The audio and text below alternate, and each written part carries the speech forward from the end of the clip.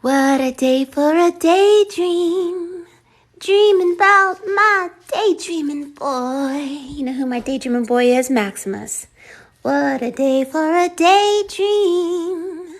Thinking about my comfort and joy. Who's your comfort and joy? Do you have a childlike heart today? You don't? Oh, well, welcome to Forest Fairy. Come and have a seat. And I will show you how to stand up, walk, and then dance.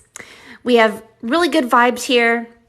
We are deep divers. We talk a lot about spirituality. We talk a lot about making products that raise your frequency. We talk a lot about your spirit guides, death, life, everything. And the goal is for you to hear God within your heart, whoever you think God is, if it's the Great Spirit, the elk, the Holy Spirit, the white spirit, white rabbit, white elephant, white unicorn, whatever, a white star. Let this star grow inside of you so that you don't have to listen to anybody else, not even me. So thank you so much for your gift. Today we're going to be talking to John. We're going to go live, and I'm going to invite you guys to go live with us. We're going to have an open discussion. And we're going to give our little intro by understanding how we are shifting from an earthbound energy, like a tree connected to the dark underworld. We're disconnecting our roots, we're growing wings, and we're going from a robot to, let's see if I can get Roby to talk. Sometimes Roby talks, sometimes Roby doesn't talk. Hi, Roby. Are you happy today? Yeah, what's up with you? Are you happy? You want to play? Oh, you're my best friend. See, I want you to be happy. Are you happy? Cool, man. Yeah, you're cool. All right. Well, we are like in the belly of a divine feminine, according to many of the readings. My name is Mary Moses, and I do oracle readings, not like a card, but I do an ancient art form known as scrying.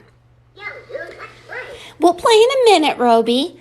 Scrying is like making a telepathic vision. It's a television that you create and you see spirits. I love you too. Big kiss. Mwah. Cool, man. And so we are going to grow wings like a pretty little bluebird. We'll let little birdie talk today. Hi, birdie. You're my man. You're my man. I love you. And we're going to fly like a pretty little bluebird. When we're ready, when we get strong enough.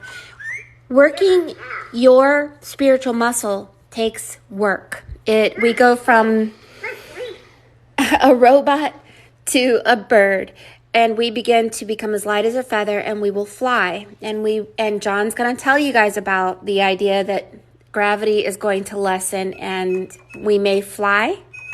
Birdie says yes. Oh, you had him when you were little? Really? Oh, yeah. He has little balls. He has little pockets that you can hide stuff. He was in the movie Toys with Robin Williams. And you can open this up. Let's see. Open this up. And go like this. And then put a little ball on it. Da-da-da. Bam. Da-da-da-da-da. Charge. You're my man. There's so many games you can play with him, but he's an antique. You cannot buy him anywhere except eBay. And eBay, I think he's about $80 to $100, maybe more. But I think he's well worth it because he's unlike any other robot you can buy online. I love you. So let's go over here. This is a cabinet that I made, and I wanted to tell you guys a little story. So, knock, knock. We're going to open the little fairy chest today. Like a cabinet, she has an amethyst knob. We open her to her story. You have a story within your body, and this is her story. She is a Venus mind trap. She traps death. So you see the fly is death.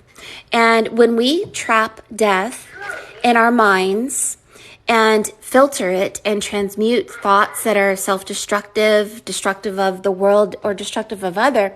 Venus has a story about, you're my best friend. For goodness sake, he wants to play and play, doesn't he?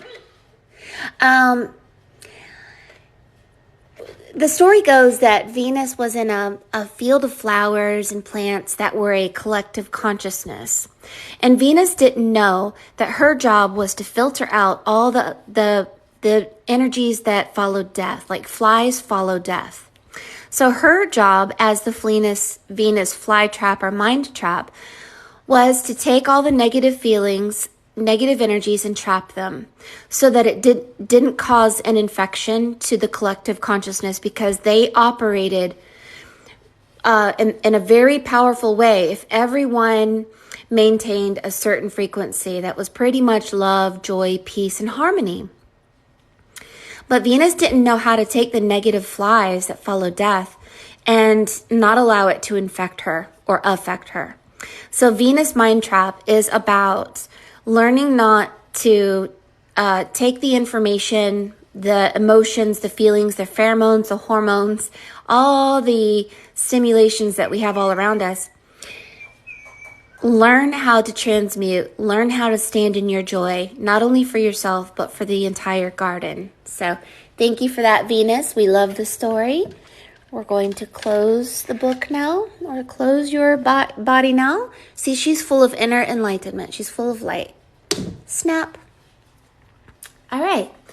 We are going to learn about balancing our male and female energy. We're going to go in the rainbow room and we're going to talk.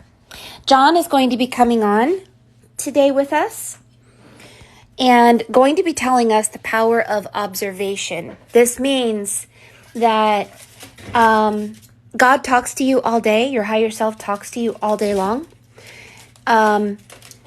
Through nature, through media, through books, through songs in your head, through your feelings, through people. And learning how to observe and know, what is your higher self saying to you? How do you talk to your higher self? How do you talk to God? Is it just prayer? According to what I've learned, action is a way stronger prayer than any word you could utter. So I'm so excited. So yay, I'm excited for class today. Hi, Cosmic Ray. Hello. Hello, hello. I wish there was a clock on here that told me what time it was, where I don't have to pull my, pull my my phone down where it takes me off. Maybe you guys could tell me what time it is. We do have a reading at 2 o'clock, so you guys remind me if it's 2 o'clock Central Time, I will need to call my 2 o'clock appointment. But if you are here, it's 12:48 in Michigan, so that is Eastern Time. So it is so it's 11:48 here. Okay, I got you. Yeah, you're an hour ahead of me. Thank you for that. You guys, please follow Betsy Babbitt, please, for such a big help to me. Please follow Cosmic Ray, who is one of my good friends, and she's a big help to me also, and I'm very thankful for all you guys. Hello, Steffi. If you guys could please follow Steffi. Steffi has a gift where she can paint what you look like on the astral realm, what your higher self kind of glimmers as, basically your essence. It will have aura. Sometimes you look like a fairy. Sometimes you look like a fairy dragon. Sometimes you look like a unicorn, whatever. She basically paints something so that it will remind you that you have a double self on the spirit realm, and it has a face, and it has an energy, and it has a glow to it. So please follow Steffi if you want to have a magical time with her. And when John comes on, there will be a precipice when you guys can come on too and talk, and we'll have a discussion about the power of observation. So if you guys are learning to become an oracle and you want to learn to hear the voice of God, you want to speak the voice of God, maybe even create the voice of God, don't judge what you think the voice of God is. If God tells you that you should get into stones and rocks and make something amazing out of it, don't think that it's not godly. A lot of people judge God or your higher self or spirit. If you make something childlike, like I make apothecary cabinets that are like glowy, glittery with, unique knobs and blah, blah. Don't judge. Maybe God wants you to make something childlike, to bring out your childlike heart, because you cannot enter the kingdom of heaven unless you have the heart of a child, right? Let's see what Zoltan has to say. He was a jerk yesterday.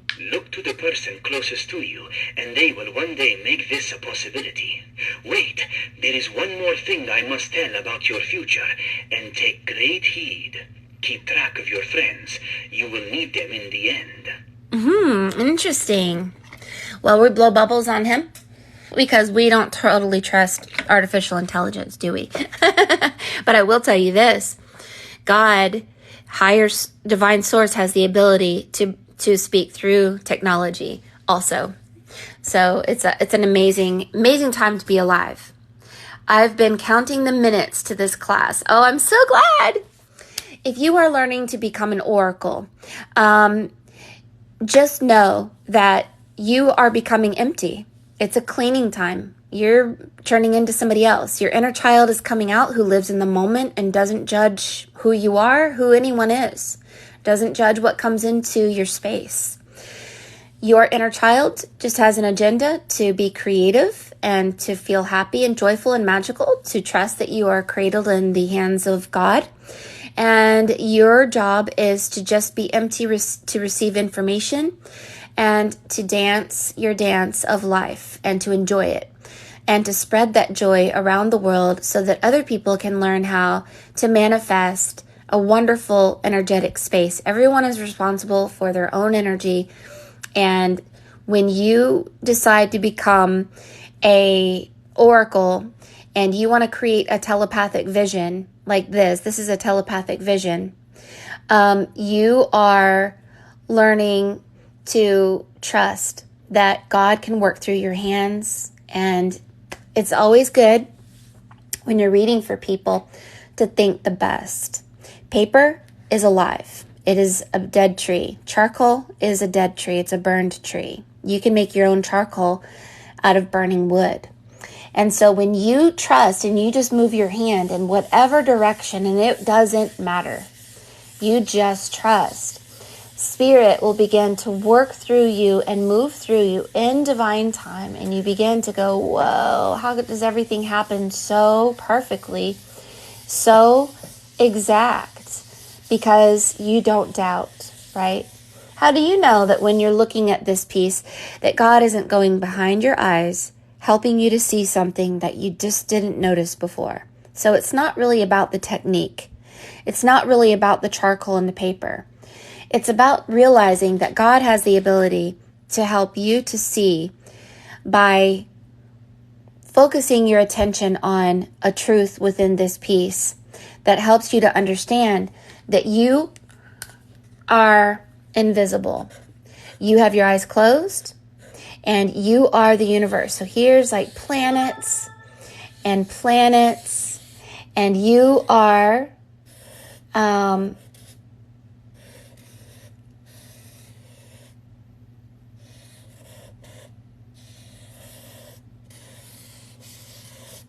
creating your universe, not just through your own thoughts, not just through the information you're receiving outside of yourself, but from within your heart. You literally can create new things and imagine new things. And believe me, once this God energy is awake within you, it's like a spark that just, and then suddenly you get these ideas and you become pregnant with creativity. And here's the kicker. It's not about praying or wanting. It's about action. Action will lead you to ignite your rainbow light body.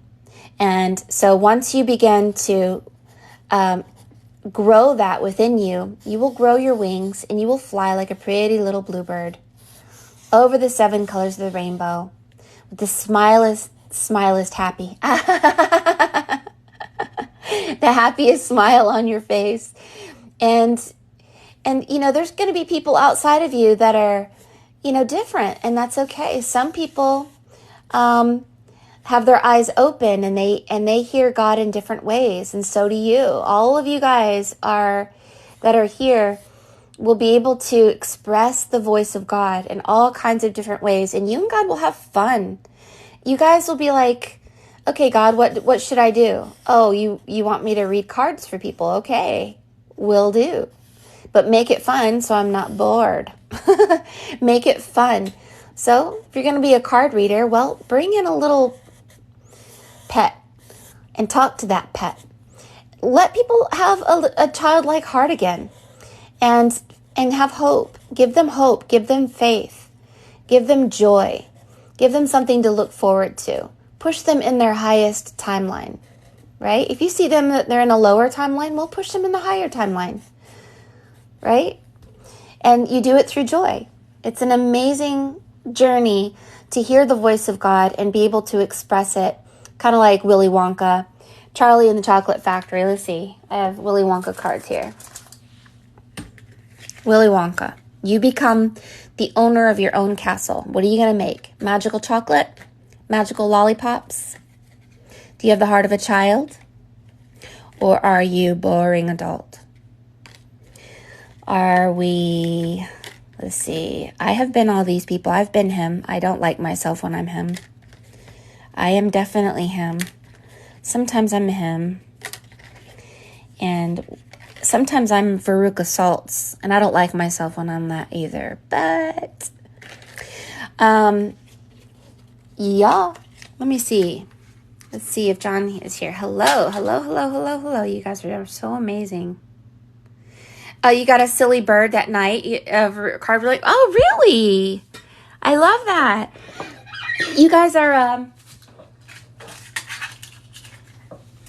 I heard this, and I don't know if it's true, because I don't believe anything anyone says anymore. I'm just like, well, that was entertaining to watch, but I don't know if I believe it, right? Somebody said that the CIA teaches their psychics and mediums and remote viewers that you must have the heart of a child, joy, not serious, in order to have the power to do things. And I've found in my life that is absolutely true.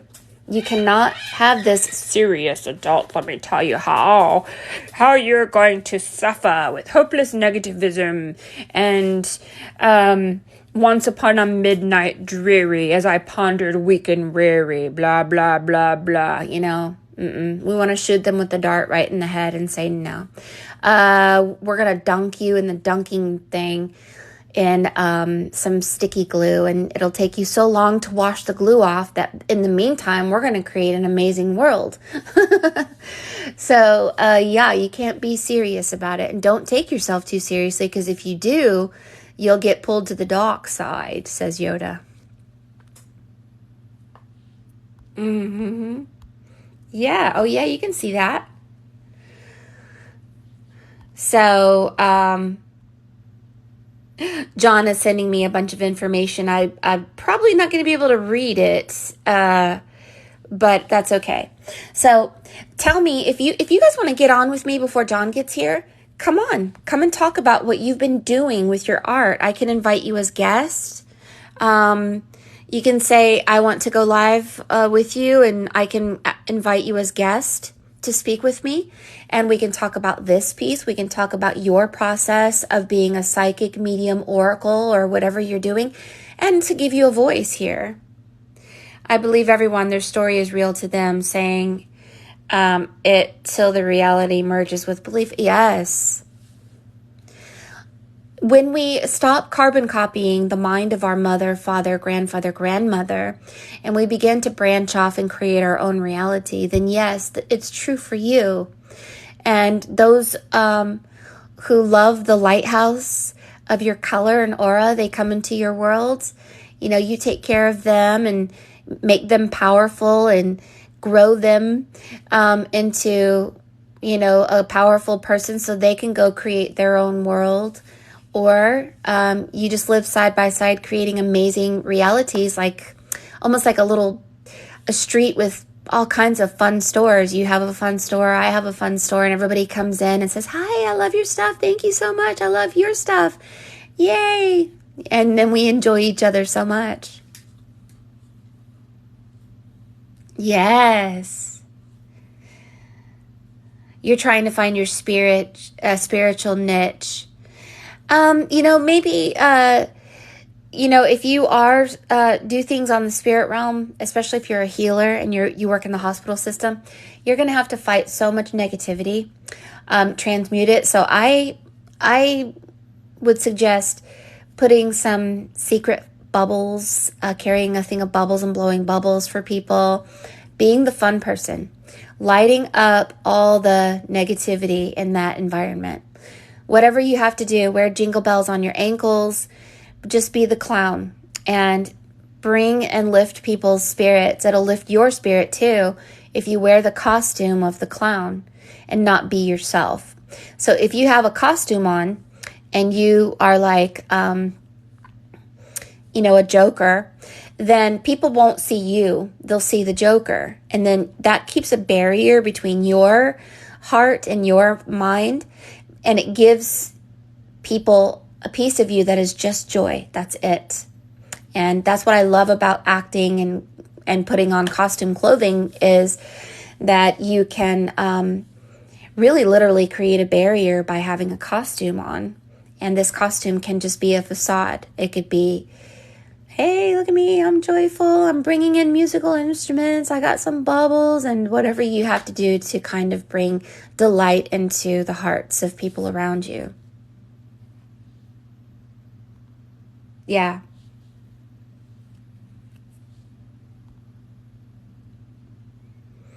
Trying to center myself to get back into painting. So what's happening, Steffi? Did you get a cross-contamination from somebody? Because I want to see your magical child come out and play. I do not like to see that you're, feeling any way out of your fairy self, Who pulled you out of your fairyland, right?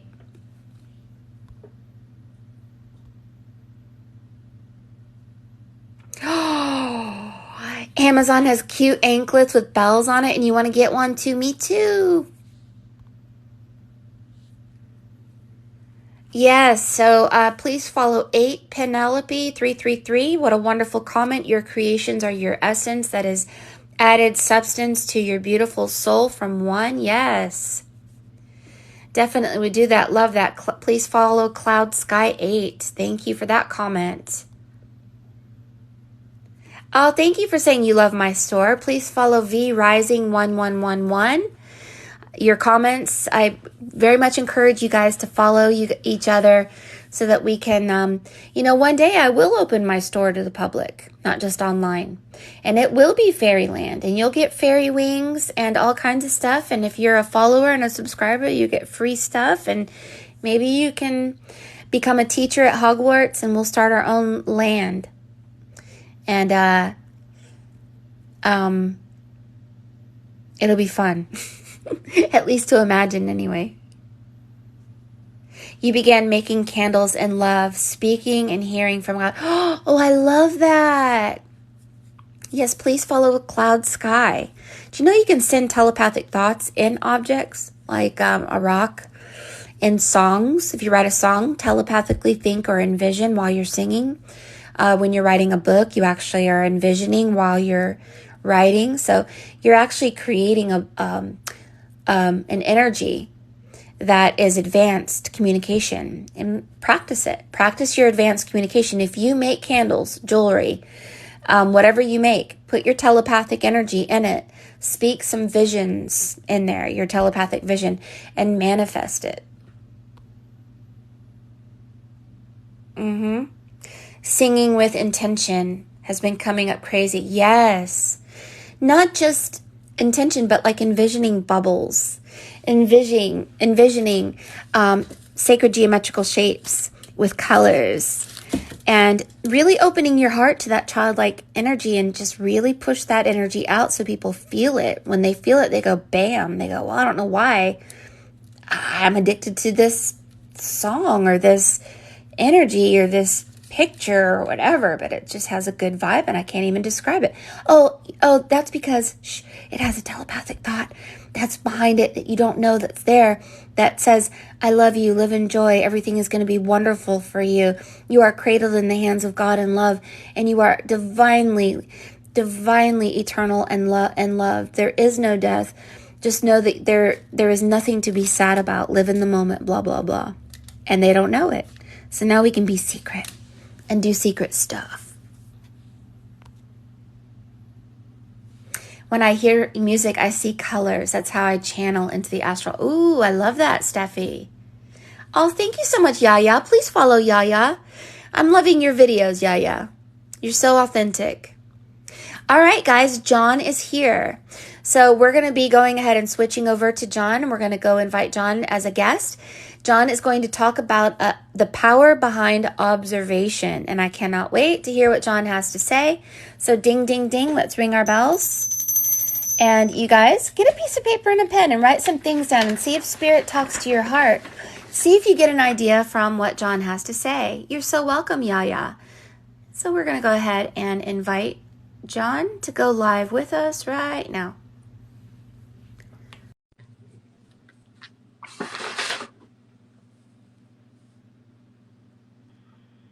John. Hey guys. Hello. Let me widen up? Okay. There you are. Let me tell you this. First of all, after we did the live last weekend, I've been excited about this all week. Last night I got maybe 2 or 3 hours of sleep because I stuff kept on pouring in, and I'm getting more specifics now. It's getting clearer, and I'm able to hear more details. And the stuff that I got last night, I was able to work into what we're going to talk about today. And I think that everyone is going to really, really, really like this. It's awesome. So for those of you that haven't met me before, my name is John Michael. I have a channel that's John Michael 1111. Mary and I have become pretty, like, she's one of my best friends now. And I met her, I was drawn to her, and when I was kind of 2 or 3 years into my awakening. My awakening started in 2017. And when I found Mary, I was immediately drawn to her. She did a reading for me and literally blew my mind. She subsequently has done multiple other readings for me. And when I tell you that she blows me out of the water every time, I'm not even kidding. Then something really interesting started to happen. Because I was watching Mary so much and I was learning from her so much, something strange happened where I was studying. So my strength, to give you an understanding of kind of how I look at this, right? It's Mary and I are kind of, we're duals, but we complement each other. So we both bring a strength from the opposite side, which is awesome.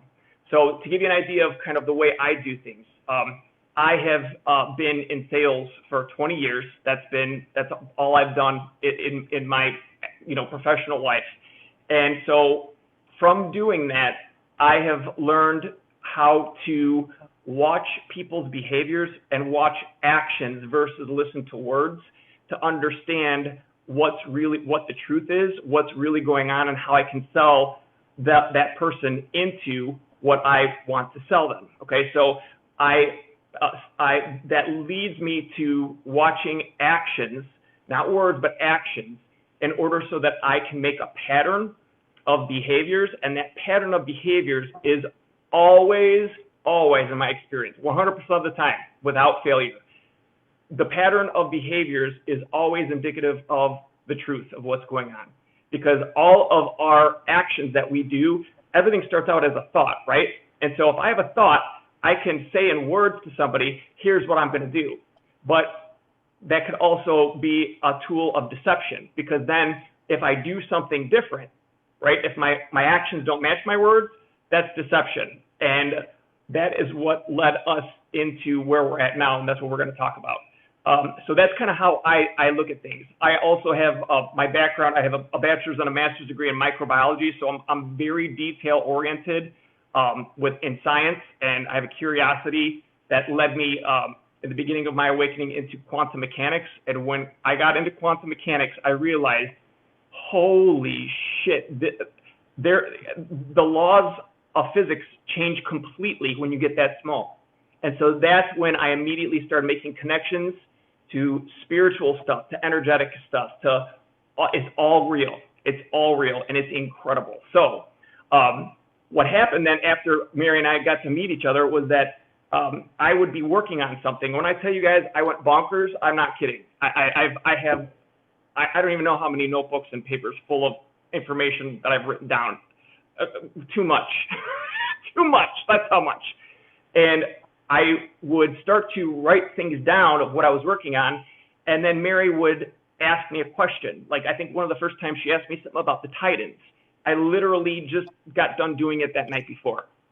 And then this started happening over and over and over. Right, Mary? How about it? Yes. Oh, yeah, yeah. It is literally like my spirit team and her spirit team are like buddies. And they're like, John's working on this. Tell Mary this in a reading. Yep. It's insane. So once we connected those dots, we kind of started teaming up, and it has just gotten stronger and stronger and stronger and stronger. So what Mary and I have talked about for today, to make this fun, because both parts are equally important, and the two halves make the whole, right? If we want the whole story. Right. Mm-hmm. So what we talked about doing is I'm going to be going through the specific points talking about observation, and I'll get to that in a minute. And while I'm doing that, Mary's going to be listening and then doing her thing. And this is where it's awesome, because Mary and I learn together at the same time while this process is going on. So now all of you could be a part of it, and we could all watch and do it together while we learn. I also learn, Mary also learns, and it's going to be cool. So that's what we're going to try today. Mary, you have anything else you want to add before I start? Nope, it's all you. And thank you. Thank you for being here. Thank you. I have learned more from Mary Moses than anybody else, and that's all there is to it. I love it. Also, all her readings, whether it's for me or someone I know or someone I don't know, they confirm things that I put together outside of Mary knowing anything about what I'm even doing. So, love it. Okay, so observation. Why is observation so important? When I first started, I got into some of the available, like occult mystery groups, like the Golden Dawn, which is a Hermetic group that is tied in with Freemasonry, before I knew what the real deal with that was. And I got really deep into it because I wanted to understand the mechanics of how things work. So I can look at patterns and then match those patterns with patterns from other sources, because I knew then if there was a pattern that was the same throughout, that had to be a truth, because it's part of the process. It was the places where there were differences where there was an option to deceive, right? So no matter what kind of magical practice, the first thing they teach you always is how to observe. All right, a lot of times they'll tell you to close your eyes and just listen to yourself breathing. Very, very foundational things. We're jumping into the deep end head first tonight. We're not doing that kind of stuff. Okay, so observation is the key to unlocking all of your spiritual powers, your spiritual gifts. So hear me out. Okay. We all have free will. Everybody knows this. And the question I get literally daily is that, okay, yeah, if we have free will, then I didn't agree to be a prisoner here in this earth. I didn't agree to be trapped here. How did this happen? Here's how it happened, okay? The gift of free will bears significant responsibility, because you can literally do whatever you want, right? But it also comes with specific tools to utilize the gift of free will, all right? And those tools to utilize your free will are your senses, all right? Right now, you have your physical senses to start out with. Everybody has them, right? And then you also have the same amount of spiritual senses. But in order to utilize your spiritual senses, you first have to master the physical senses. Okay? It's like learning to ride a bike versus getting your license to drive a car. Makes total sense, right? So there are also tools for spiritual senses, but I already said that part. Okay. So how do you master your physical senses? You master it through observation, all right? And the first thing you do before you can even start to master your observation skills, all right? Using your physical senses, before you do that, there's a prerequisite, and that prerequisite is the big one that everyone needs to push through, and it's tough where we're at right now because it's conquering fear, okay? Conquering fear is what caused us to abandon our senses in the first place, right? I see something and I get a gut feeling and I think, oh, is this? And then someone comes and tells me, no, that's not that, it's this, whatever. And then I say, oh, okay, that's fine, because I'm a little scared, right?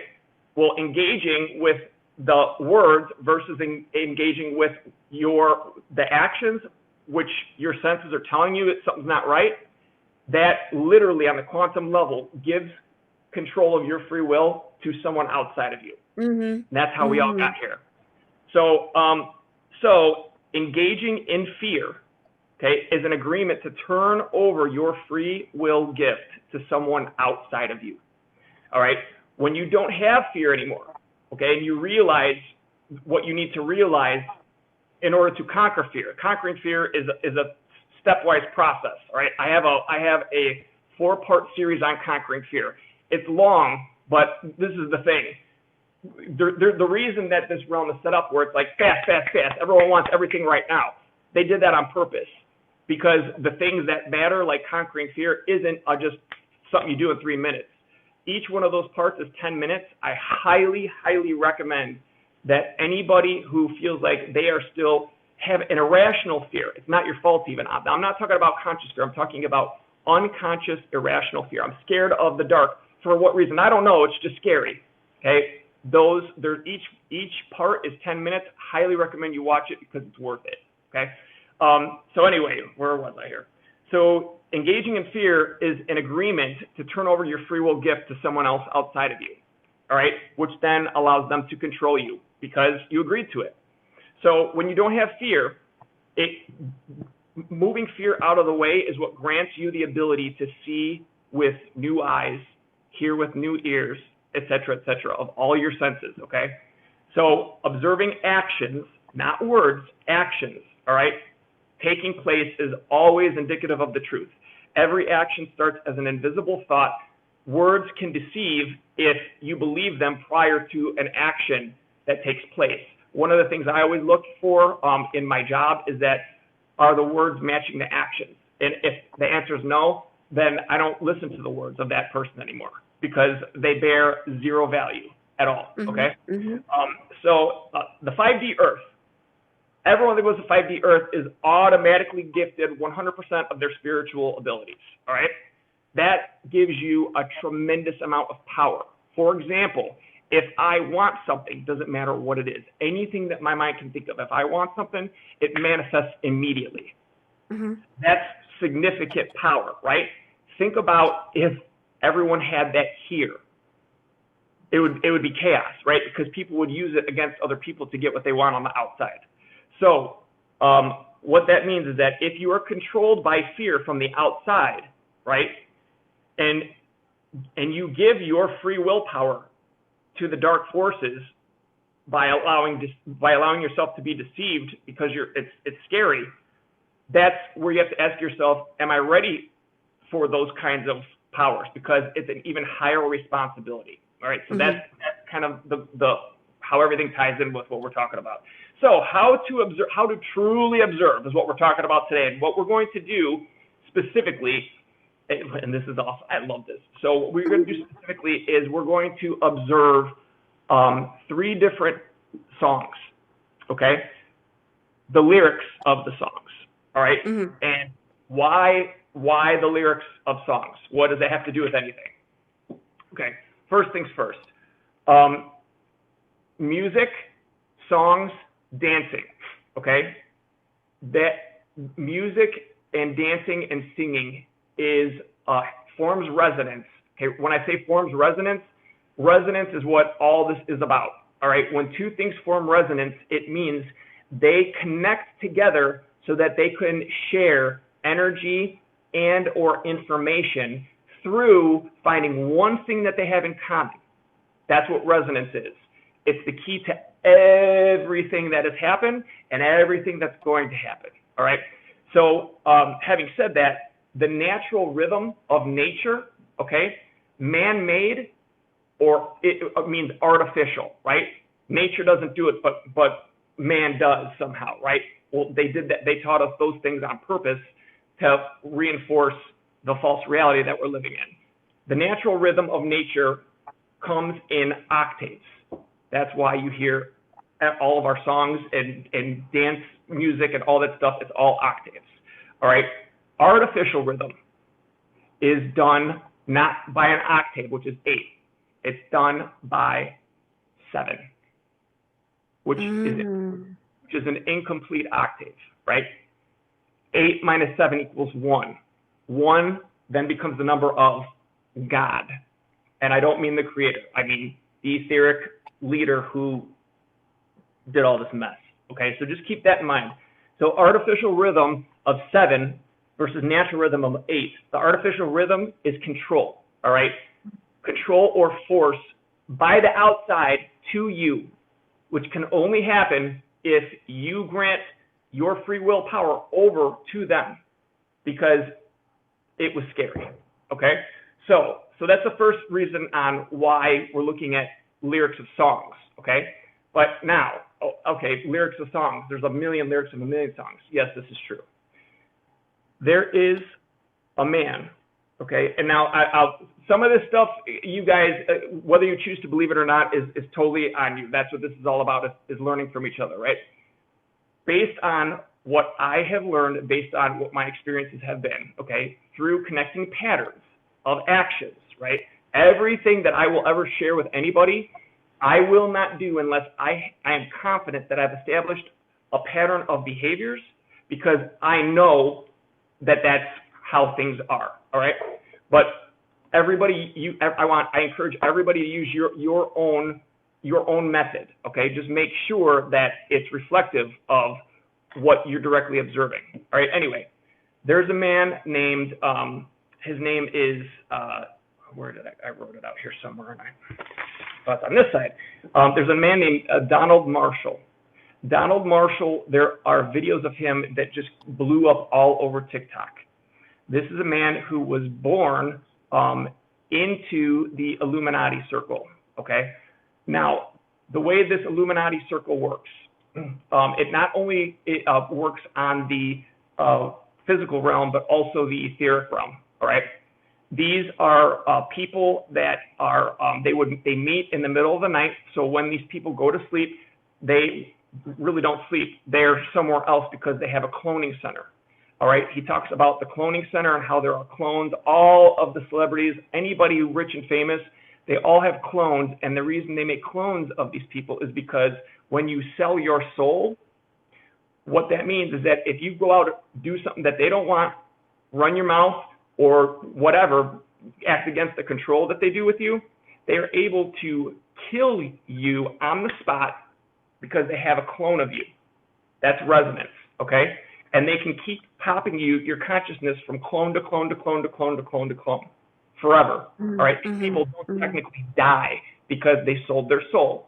What does selling their soul mean? It means that their Illuminati is now in charge of it. But there's also, so he was born into it because his mother was a sex slave against her will. They made her have a baby. All these people are controlled by fear, and they're scared shitless. All right. What happened was he was born into it, and they did all the same thing to him. They make him fight these fights, kill one another with the clones. They would do torture things with him, but specifically, he had a number of experiences with someone else who's a part of the inner Illuminati circle, all right? And these are the reptilians, all right? Yeah. Specifically, there's different types, but what he talks about more than anything are the type 1 reptilians, which are called Vril, V-R-I-L-L. These are reptilian beings. They're about a foot tall. They're real little. They have long arms. They have eyes that kind of pop out like antennas, and they have a thing in the middle of their head called a proboscis. And what they can do is these little ones, they climb up onto somebody who is restrained. This proboscis, it looks like a chocolate chip. It's a spike. It comes out and it goes into the eye, and when it comes out of their body, it carries their whole spinal column. It's their consciousness. The body lies dead, and it goes into your eye, and it wraps around your nerves of your eye, and it takes over the consciousness.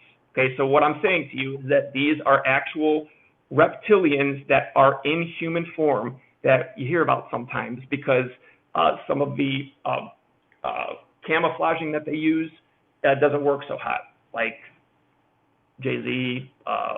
There's been a bunch of them. Anyway, so I tell you about that whole story just to give you some insider on what has happened. The reason he was able to get out and tell everybody this and make these videos and share this information is because when he was a kid, the only way he could get them to stop making him fight everybody and have to die over and over again and all this nonsense, he had a gift for writing music, for writing lyrics of songs. He wrote so many songs that we know and that we love, okay?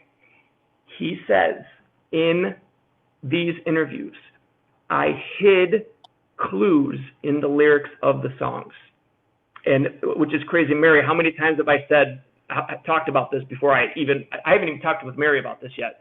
How many times have we talked about the lyrics of songs, right? And I was like, all the time. I'm connecting this with this, and this is this. Well, that was all the confirmation I ever needed, because I had strong feeling that was the case anyway. So anyhow, he said it. He hid things in songs.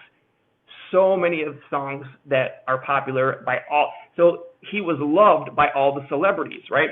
The celebrities ended up coming into Illuminati. It used to just be the world leaders, but the world leaders, these are old, ugly men that are narcissists, right?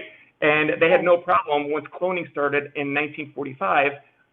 They wanted beautiful women, so they'd make a beautiful woman clone, have a Vril go ahead and jump in there. They don't care. It's really a lizard. It's a beautiful woman. I can't. So anyhow, That's how celebrities got pulled into the mix, and with the celebrities being the beautiful ones, the politics then started kind of going hand in hand with them, and this guy Donald got a lot more respect because all of the celebrities loved him because he was making all these awesome songs, right? So, on to the first song that we will look at. Now, these songs that we're going to talk about today specifically are songs that have, when I share this information, I am going to share what I have personally experienced. Directly, okay, direct observation. That's anything that I'll ever share with you guys is direct observation. The reason I'm big on direct observation with my own eyes and ears is because that allows me to use my senses in order to make a decision based on my senses. It's not filtered through someone else's opinion. Okay, so these three songs are when I heard each one of these songs. I've heard each one of these songs a gazillion times since I was little, right? But at a certain point, I heard it, and I was overwhelmed with emotion, like from my core, from my toes, and it was so strong that I could not hold back tears. I literally couldn't hold back tears, and I let it go because I knew that this is not wrong. What am I? These are happy songs. These are, happy memory songs. Here's the thing about music and about songs, guys. This is super, super important. When you hear a song that you love, especially a song that you love, think about or make a song list of all the songs you love, or write them down. When you hear a song that you love, that you've heard a million times, but then you hear it again and something makes you cry, all right? Here's what's going on. The breakthrough okay, your spirit team can only communicate, rides the music through your emotions. And what happens is that because we're on the inside of the veil, right? When spirit comes through the veil, it kind of pushes it through like this. And so the entry of spirit into your system and allowing it to flow into your system, first, it has a little piece of the veil that comes in with it. That's why your first response is going to be tears, okay? But it's important to keep listening to the song over and over and over, because they're not sad tears. They're happy tears. They're tears of like, is this really happening? Is this real? I can't believe this. This is amazing. It's those kinds of tears, all right? Yeah. This is all, that's why they want us to focus on our thoughts and push our emotions down, because emotions is how our spirit team communicates with us. After you listen to it enough times and there's no more tears, you will get the message. Read the lyrics. There's something in the lyrics that have to do with you and what you're here to do to achieve your destiny, okay? So having said that, the first, so this goes back to the whole idea of spirit is emotion, and emotion, really what it is spirit riding into your system through the music, okay? I heard one of the things, so I didn't realize till recently that all the information in my downloads are through clairaudience. Okay, that's my clair that is strong. I would hear myself say things to myself in my head, and until one night I realized I don't use that word at all. It was credence. Yeah. I've never used that word. That's when I realized that my own voice that I was hearing, it wasn't me. All right, so one time I heard my own voice say clearly, ride the music, John. Ride the music. So I have a connection, an energetic connection, probably from a past lifetime, with the Elder Futhark runes, okay? One of the runes I saw with my eyes in light on the back of my door, but another one I heard myself say, and it was in my head, but it was as clear as I am speaking right now. And I heard clearly Rido. Rido is a rune. It looks like an R. And what it is it has a connection to dance and to music. It's all about the natural rhythm, the right way, nature's way of rhythm, okay? The octave versus 7, all right? So when I heard ride the music, I knew exactly what it meant. All right, I had that connection to Rido, which had happened a long time before that. I was like, okay, got it. So, first song, Never Ending Story. Oh, yeah. So we're going to, I'm going to try something real quick, Mary. If you lose me, I'm right here. I'm going to try to open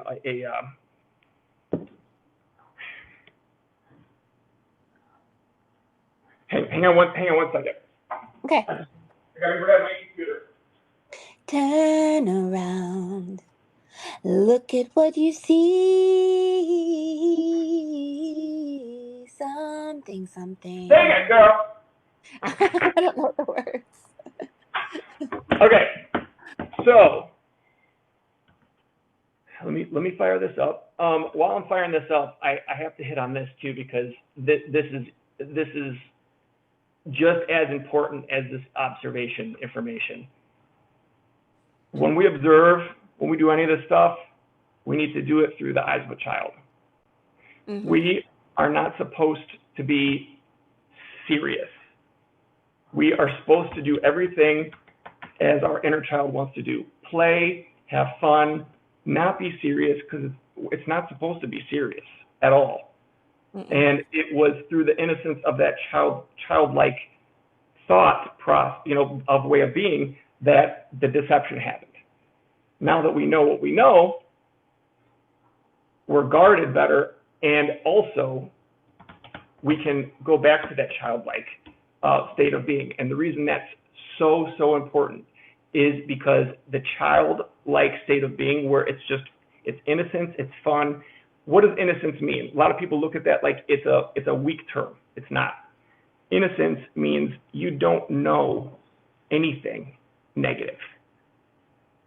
That with all the concept of raising our frequency, right? The vibrational frequency, the highest you can go is to be like a child. Okay. So what I'm going to do first is I'm going to play the song to everybody to just listen to. I know everyone's heard it, but I'm going to play the song, and then what I'm going to do is I'm going to go back and I'm going to stop the song at certain parts, and we're going to talk about the lyrics, okay? Here we go. The thing that's different about a Virgo vacation home, you always have the whole place to yourself.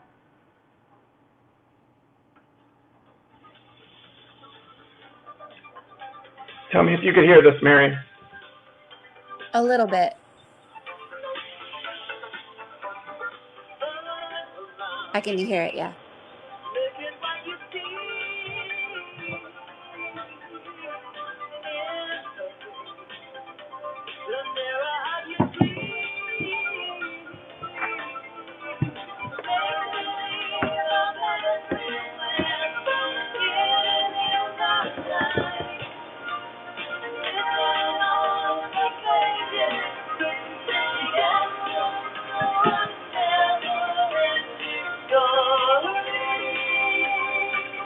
Okay, we won't listen to the whole song. I just wanted to give everybody, just start it out like that. All right, so what we're going to do is we're going to walk through these lyrics as they go. So here's the first part of the song. I'm starting it over. Now, guys, as we do this, all right, this is, I want you to, everybody who can, if you want to interact, please type what your thoughts are, because the way I realized this once I started making TikToks and I saw the responses and answering questions and interacting with folks, is that this is the deal. We can have all the information in the world, all of these truths, all of this stuff, right? But if we can't utilize it, right, because we're stuck on an old habit that we can't shake yet, it's no good. So that's when I called Mary and I was like, listen, I'm like, we need to teach this stuff through giving examples of helping everybody reform new patterns. Okay. So that's, I don't know where that came from. Okay, here we go. So as you're listening to this, I'm going to ask you questions and just think about it, and we'll take it from there. Okay, here we go.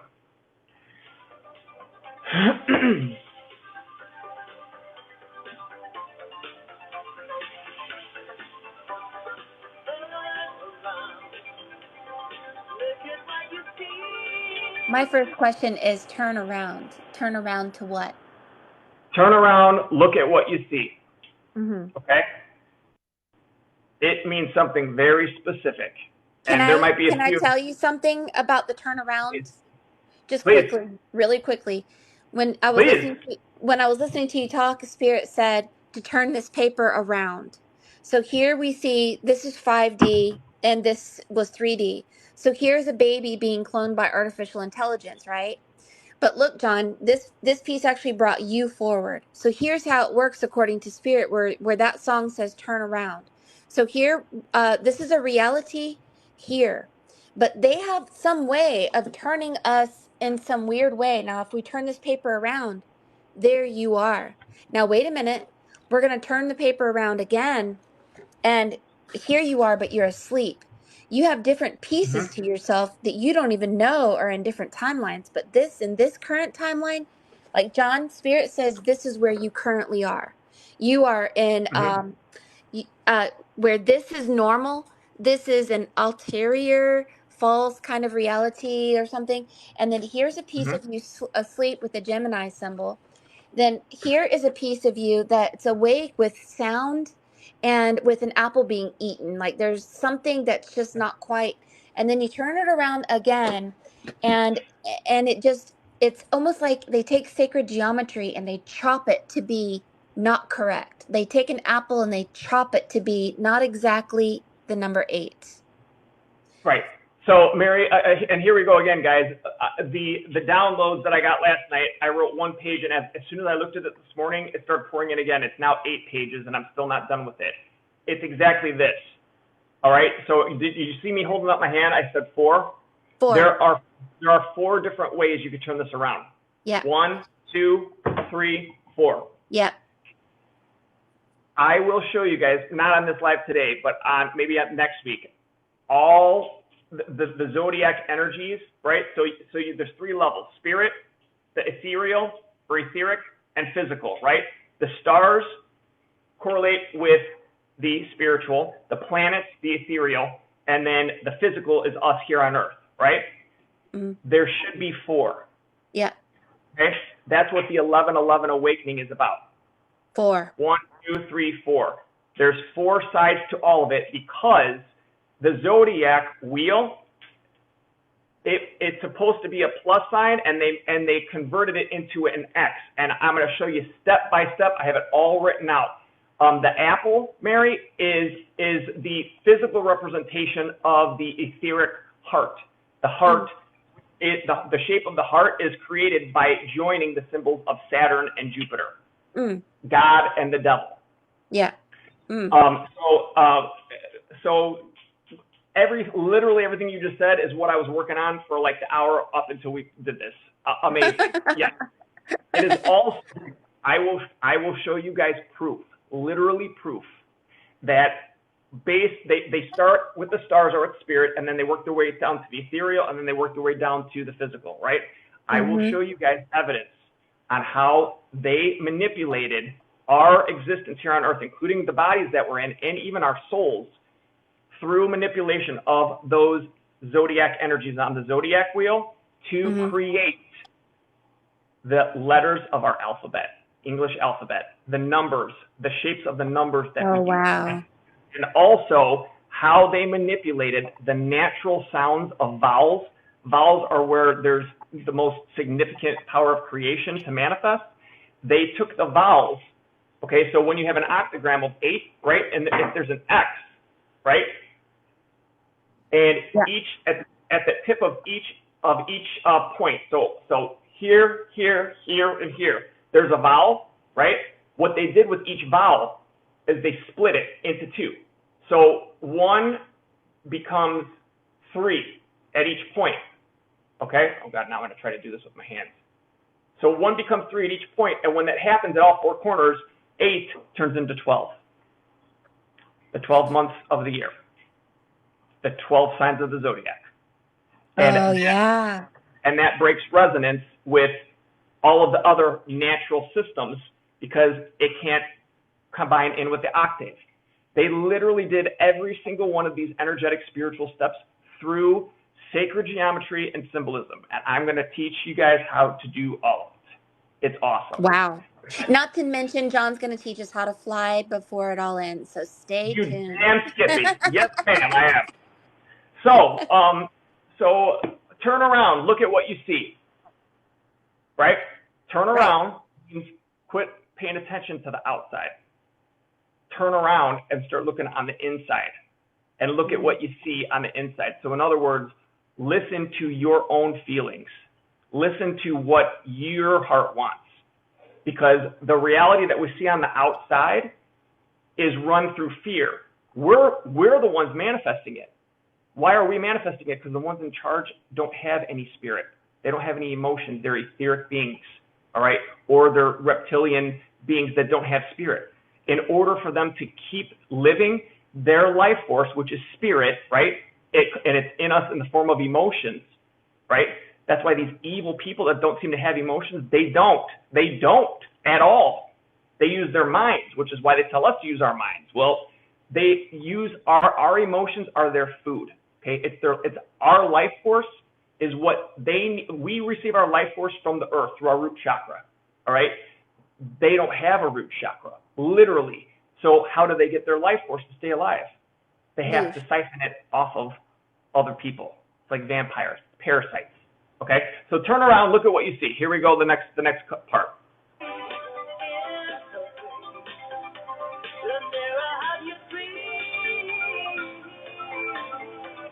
In her face, the mirror of your dreams. What do you think, Mary? Oh, that basically, You can look at yourself, you can look at other people, you can look at the face of God. You basically project from the inside out, and everyone is a mirror. You're either seeing a mirror of your false self or the mirror of truth. Yes, totally. Here's what I love about this, guys. Because every single one of us, our inner reality, right, is subjective. It's based on our life experiences, right? So what Mary sees is going to sound different than what John sees versus what Bob sees versus, you know what I mean? So the important part about learning this kind of stuff is, what is the core message? What is the idea? That is where it's the same. Everybody's inner reality has a different filter. So it's going to sound different, but it's the same. What I hear when he says, in her face, the mirror of your dreams, all right?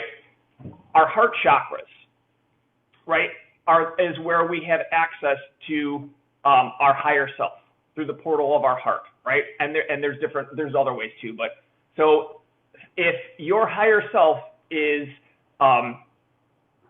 stationed in heaven or the Garden of Eden or wherever, right?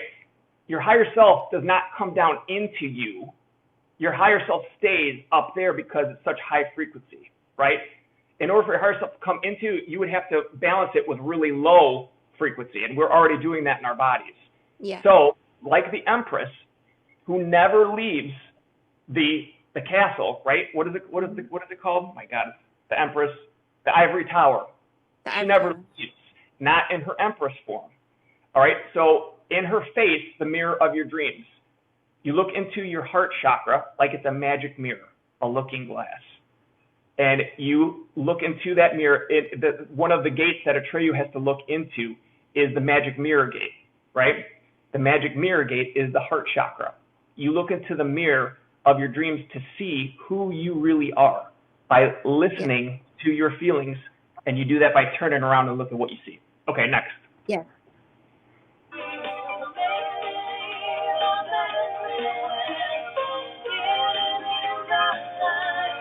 Okay, now we switch from a male voice to a female voice, okay? In other words, think of that going from Atreyu to the Empress. Now this is your higher self singing this, all right? So the reason the higher self is a lot of times referred to as a female is because it has nothing to do with man versus woman or any of that. It is the idea that the male energy is electric or active. It moves out of the system back and forth. And the female is the magnetic energy, the power source, okay? Mm-hmm. She's the one with the power. She gives the power to the male to be able to leave and come back. That's why Atreyu goes back and forth to the castle and the Empress stays put. She's got the power. She gives the power to where she needs to go. She gave the power to Atreyu by giving him the Orin, okay? Yeah. Oh, yeah. Make believe I'm everywhere. I'm hidden in the light. Now, there's a couple different ways. Some lyrics say I'm hidden in the light, or I'm hidden in the lines. I believe that when you can't tell, and there's different things, there's different opinions on what it actually is, that's on purpose. You can't tell really what she's saying because it could be either one. It means the same thing. Make believe I'm everywhere. I'm hidden in the light. Let's start there. Make believe, your imagination, literally is how you create. Everything starts out with thoughts. What do your thoughts come from? Comes from your imagination. Our imagination is how everything manifests in the world that we live in. All right, so if you make believe I'm everywhere, the reason she's everywhere is because the Empress, after Bastian gives the Empress the new name, right? We'll get into names another day. That's a whole, boy. That's a whole by the way, John's going to teach us how to give ourselves a new appropriate name so the Empress can help us create a new world. Yes, ma'am. So if the Empress is the magnetic, right? Can you see magnetic energy? No. No, you can only see electric energy. Okay, so what that means is that magnetic energy is invisible. Make believe I'm everywhere. I'm hidden in the light. Okay, the light is the electric power that she grants the male to go out. She's hidden in there because electric. If the x-axis is electric, The y-axis is magnetic. They're always connected. So wherever you see light, electric light, she's also hidden in the light, which is everywhere. There is light. But she's also everywhere where there's no light, because magnetism exists whether electric does or not. Okay? So in other words, you can think of darkness.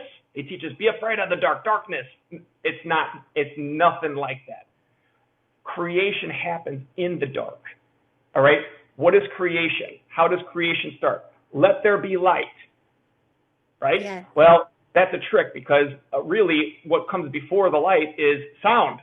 Sound does. Otherwise, Yes. how could you say let there be light, right? So creation happens in the dark because creation of our thoughts and our desires and everything. Our thoughts, if our thoughts are electric, right, that means that they're made up of photons. Photons are light.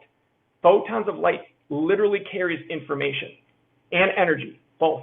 But that's why you hear about sun codes. We talked about that last week. Sun codes are a legit thing. The light carries information into you and affects your DNA and moves things around through the electrons of your DNA. Can I show you something really quick? Please. This part of you that's on this side is singing. This is the sound. This is the Empress Tower. That is the white ivory tower right there. Mhm. But see, the Empress isn't there.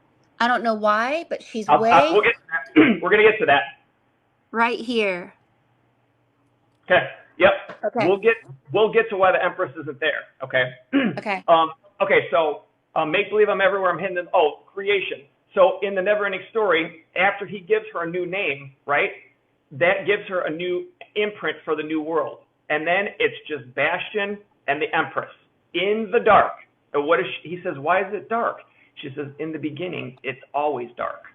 That's because all she has left is one grain of sand. It's supposed to be a photon of light. It's a seed. It's the sand seed that, Mary, that you've seen in your readings over and over again. Yeah. Okay? It's one single photon, which is the seed of light. She gives it to Bastian, and she says, the more wishes you make, the more fantastic Fantasia will become. Us making the new world is going to be the same thing. That's why you have all these religions trying to scare people with the 3 days of darkness. All right? 3 days of darkness is not bad, and it's not scary at all. It's not supposed to be. They try to scare you. Okay, we'll cover that another time. I'll tell you what I really believe and give you the evidence for it. But creation happens in the dark because when we think, it sends out light. And then he uses that one grain of sand to have his wishes, and his wishes make the new world that he lives in. Okay, so here we go.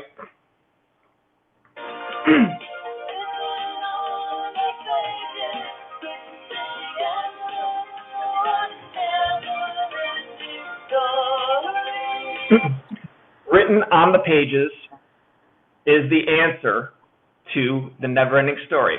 That's ugly. Stop it, John. Stop it. So this is where it could be make believe I'm everywhere. I'm hidden in the lines, right?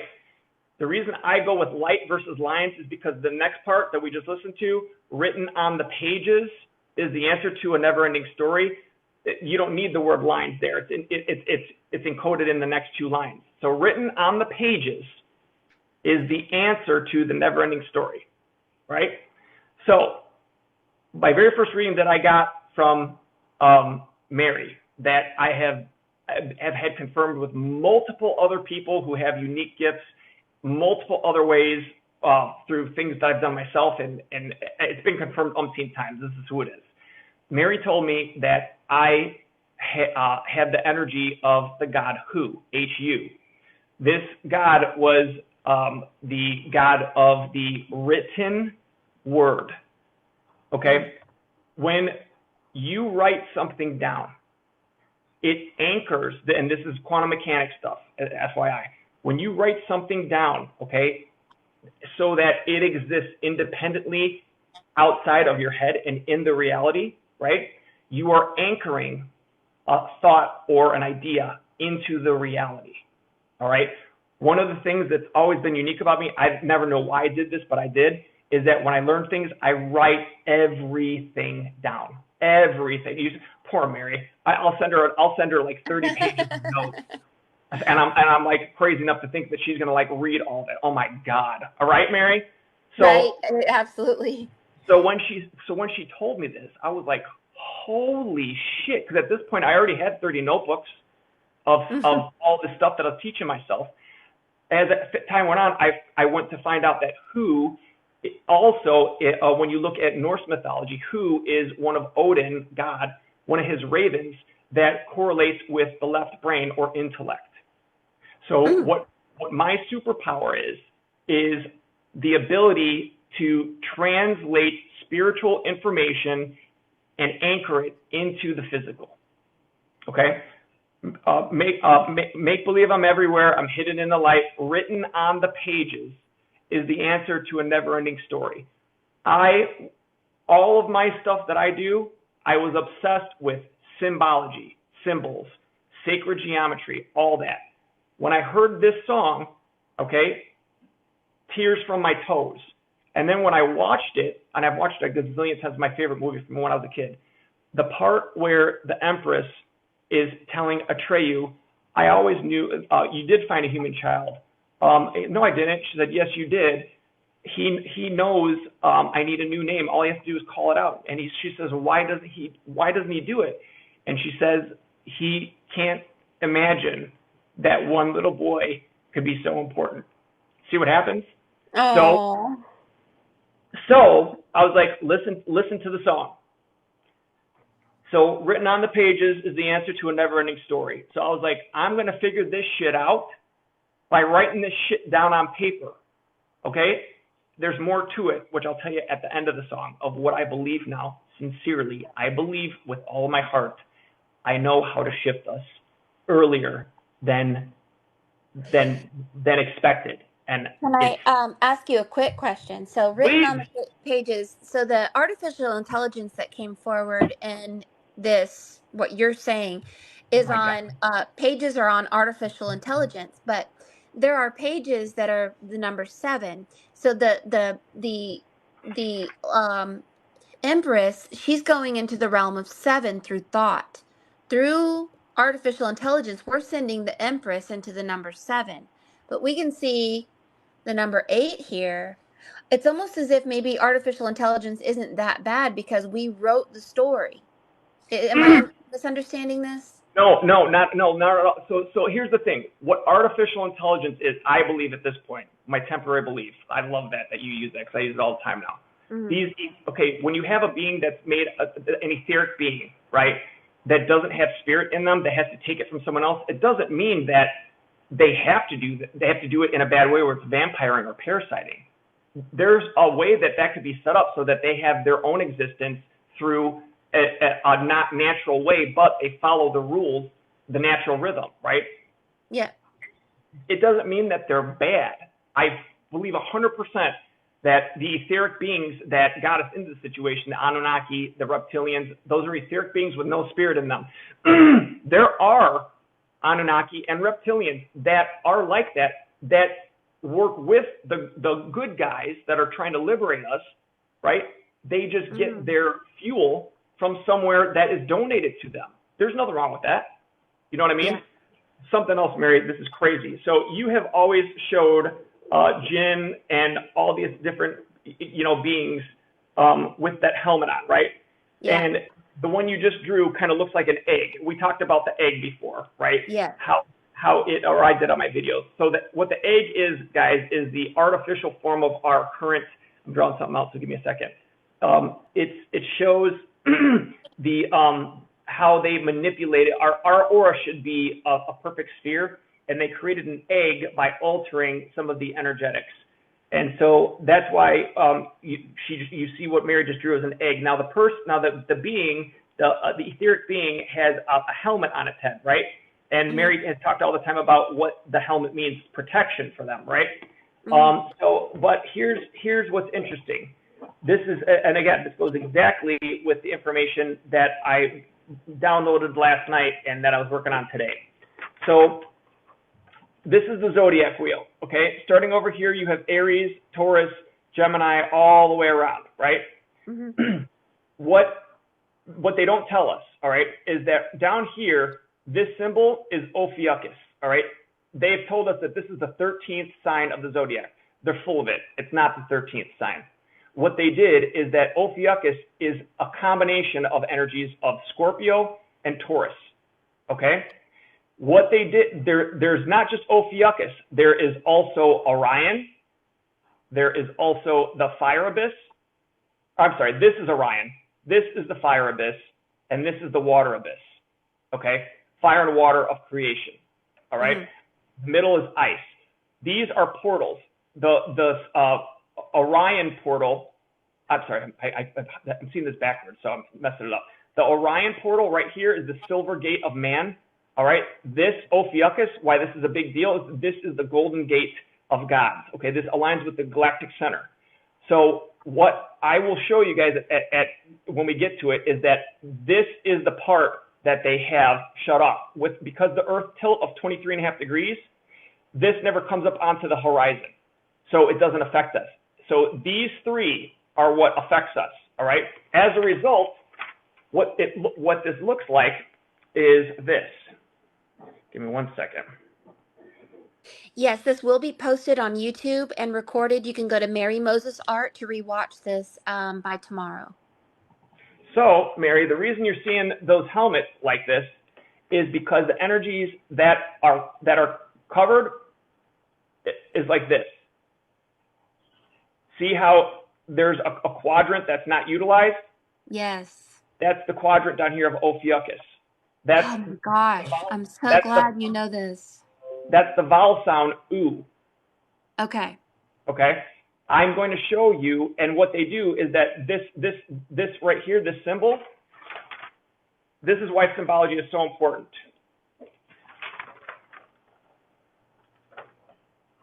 The coverage of this is the symbol of Jupiter, God. Oh, wow. But he can't do it just by himself because he can only cover, so it's covered by 1 + 1 + 1 is 3, right? 3 is masculine. He has to pair up with something else that covers that from the opposite angle. And that's what we call the symbol Saturn, the devil. And this is why, look at this symbol right here. So you can see how that one is being blocked. But then look at this one. We have 2 open here at the cross. One is being blocked, but then, I don't know, something's happening up here now. You are fucking incredible. Yeah, so that one up there, the reason that's open is because the whole process of getting it back starts at the fire abyss. Okay? And what happens is you have this, you have, I'm not going to redraw the whole thing. So if you have this, where the fire abyss is right here, okay, right? What happens is the order that this goes through is like this.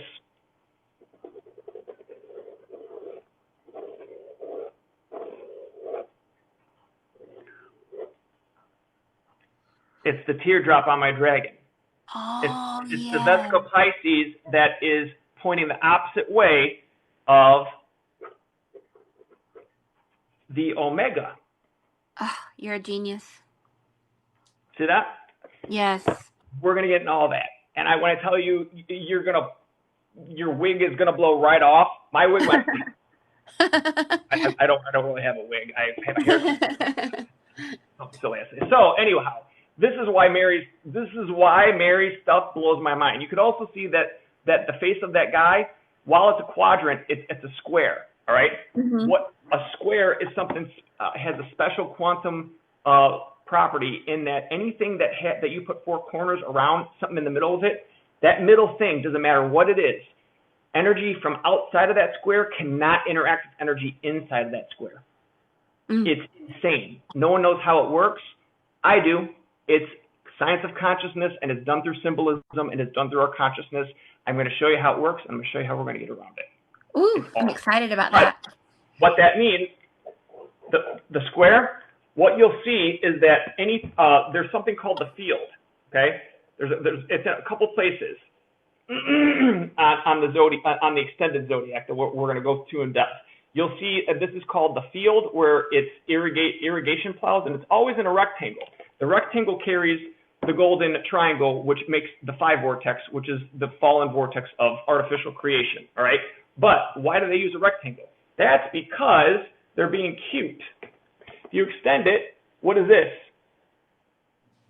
That symbol that I just drew right here? Gemini. Yeah, Gemini. 1, 1.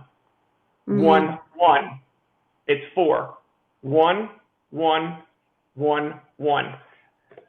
Every single one of these things, it looks like a 3, but it's really a 4. We'll get into that too. Okay, back to the song. Jeez Louise, John, talk about a tangent. We're going to be here all night. Okay, so we got that. So here we're going to listen to the little in between parts.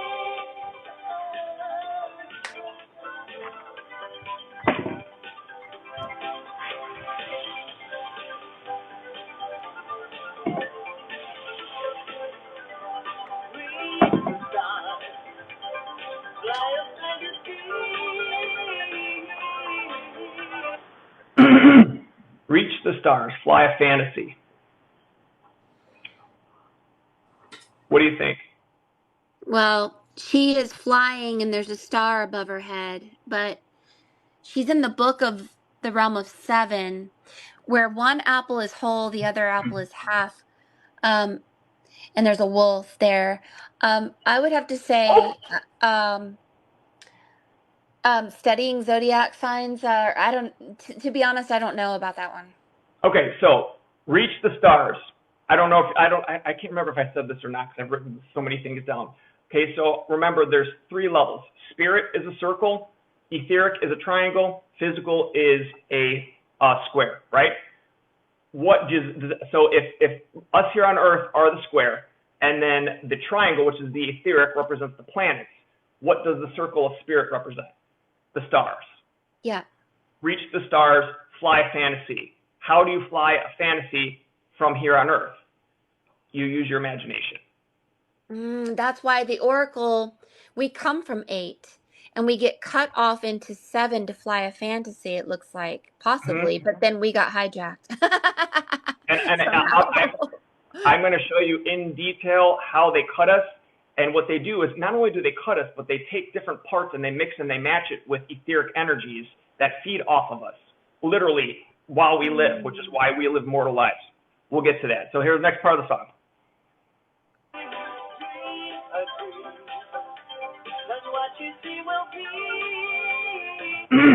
Dream a dream and what you see will be. Kind of the thing goes along with the previous 2, right? What you see, what is a dream? How do you dream a dream? You use your imagination. And what you see in your dream, what you see in your imagination will be through this process. So this next part is one of my favorites. So listen to the words. Here we go.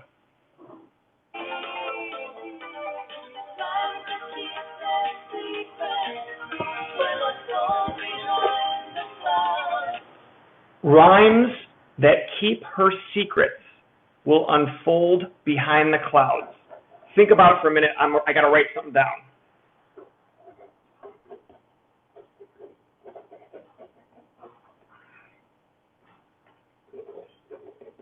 Are you left-handed? No, I'm right-handed. I wish I was left-handed because that uses your right brain, which is spirit. Yeah, that's why I'm left-handed. I noticed that immediately. Okay, what do you guys think?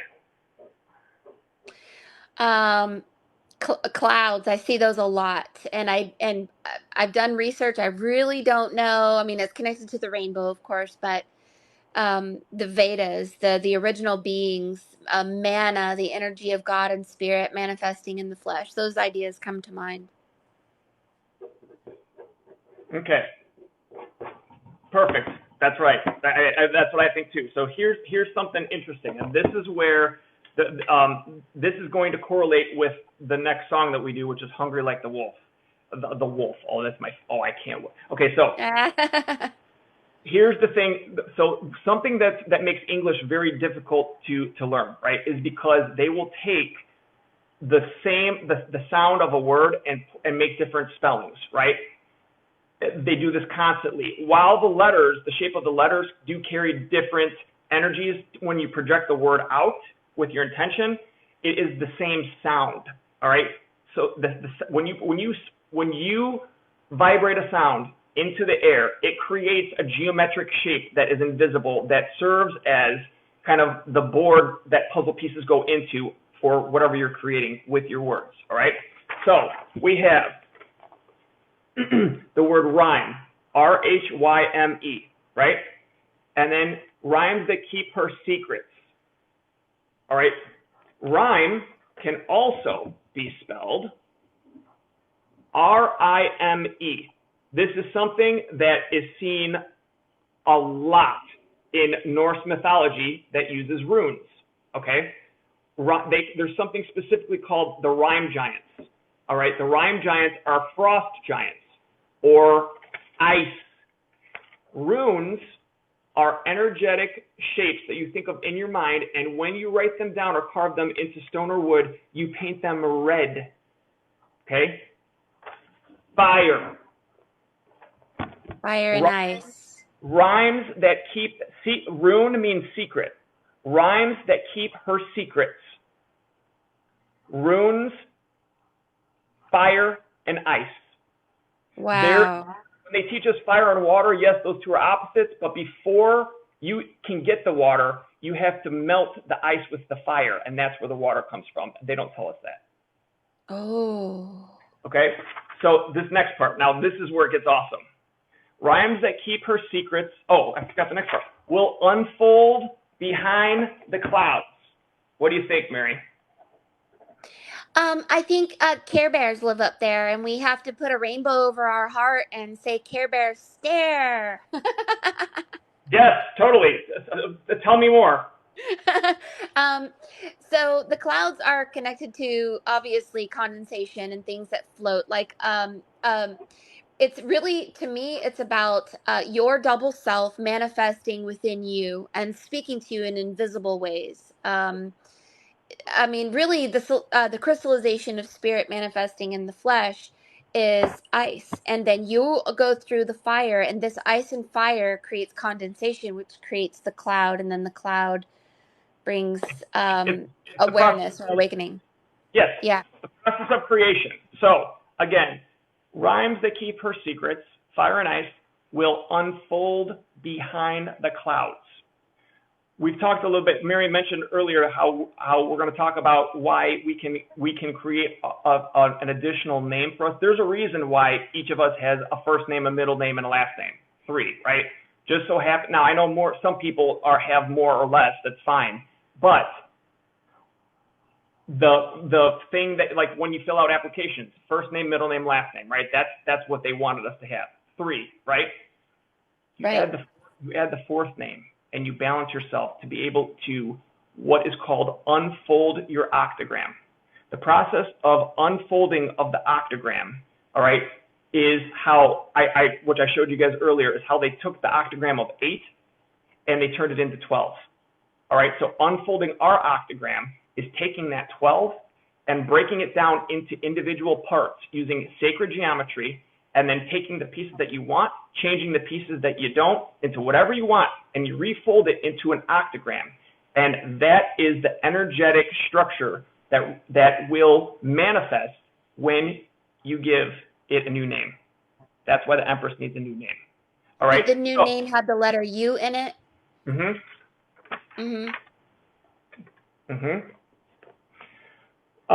Unfolding, okay, will unfold behind the clouds. Unfold is the process of unfolding the octagram, all right? When you think about the mythology, all the myth stories, all the religious stories, it sometimes, you know how it sounds weird, doesn't make any sense? That's because it's encoding this information. So when Odin, right, Odin hangs on the tree upside down and kills himself with a spear as he gifts himself to himself. He kills himself with a spear, and he's hanging on a tree made out of wood. Yes. That's the unfolding of the octagram. He takes himself off of the tree of life. A tree is rooted and can't move, right? And it's made of wood. The spear represents the transition, and his new self has all of the spiritual abilities with his higher self as part of it. Okay? Jesus, and he did that for 9 nights. All right. When you factor in different parts of the story, 9 divided by 3 is 3. Okay. 3 days of darkness. Jesus died on the cross, made of wood. He couldn't move like a tree. He was killed with a spear at 3 o'clock. See the commonalities? Then, And died at 33. and he died at 33, and he was dead for how many days before he rose again? 3 days. For So sure. So you see the 333? That represents the 3 corners of the X, but the other one's missing. We're going to get to the other one. So I just wanted to show this. It was a reading I did yesterday. Is a spear cutting a bull, and only see half of the bull. Bull here, spear there, and a rose. And I believe that's the exact same story that you're talking about. Is You're that amazing. this is what we have to do to ourselves? So what that is, Mary? So you know how I said Jupiter is Jupiter has to combine with Saturn, right, to make the heart to be functional. Saturn is ruled by Capricorn. All right, the symbol of Capricorn is a goatfish, right? Mm-hmm. The goatfish was artificially created. Okay, the reason they put the fish part, the fish could also be a serpent or a snake. The reason they put that fish or serpent onto the goat is because then it allowed the goat as Aries to rule the world. All right, it's an artificial control mechanism. Where that fish part of the goatfish came from, a Capricorn, is from a natural. It was one of the original earth gods, is what I call them, and they did not have human form. Our human form is artificial. It's man-made. Our original form were animals, and they scare us away from these animal hybrid things by calling them demons, and they're scary. Yet, after they killed them or captured them to use on their own, and then took their divine parts like horns, and they used it for themselves to mimic, they turned all their divine abilities and turned them into either weapons or jewelry of the outside. So the story of Mithra killing his bull is really that he was a bull. He was an animal, and we were like dragons or whatever, and so that part of ourselves was killed, and then we were put into these highly advanced robotic whatever we are. Yeah. So where did that fish part come from? It came from a creature of an earth god called Ophiotaurus. Ophiotaurus. Ophio is the snake part or the fish part of Capricorn. Taurus is bull. It's half bull, half fish. That's why whenever you see the sign Taurus, when you look at it drawn, you only see the front half. It's not a bull. I couldn't understand why that showed up. It's not a bull. It's an Ophiotaurus. It's an Ophiotaurus. It's not a bull. And so Mithra and all the stuff with bullfighting, what that is that they are taking actions. It's a ritual. It's taking action so that their etheric twin sees what they're doing to represent what is done then on the spiritual side. They reenact the killing of Ophiotaurus. Oh, wow, rude. Yeah, to say that again. Yeah. But this is how I know they're full of shit, okay? Mm-hmm. After they did all this, right, they took them and they wiped their memory too. The sun god, guess who guards the gates of the sun god's palace and all this stuff? The bull man. So you're telling me first that it's a demon and we should be scared of it, but then you allow it to guard you. This is the observation that is vital. Because if you just listen to what they tell you and take it and anchor it, that's how we got here. See what I mean? Yeah. The original earth gods are animal forms. And this is why an animal descended upon Christ in the baptism of Christ. Because why would Christ need to be baptized? Really? Right. You need to baptize him? I mean, I thought that he was the Son of God. You need to baptize him?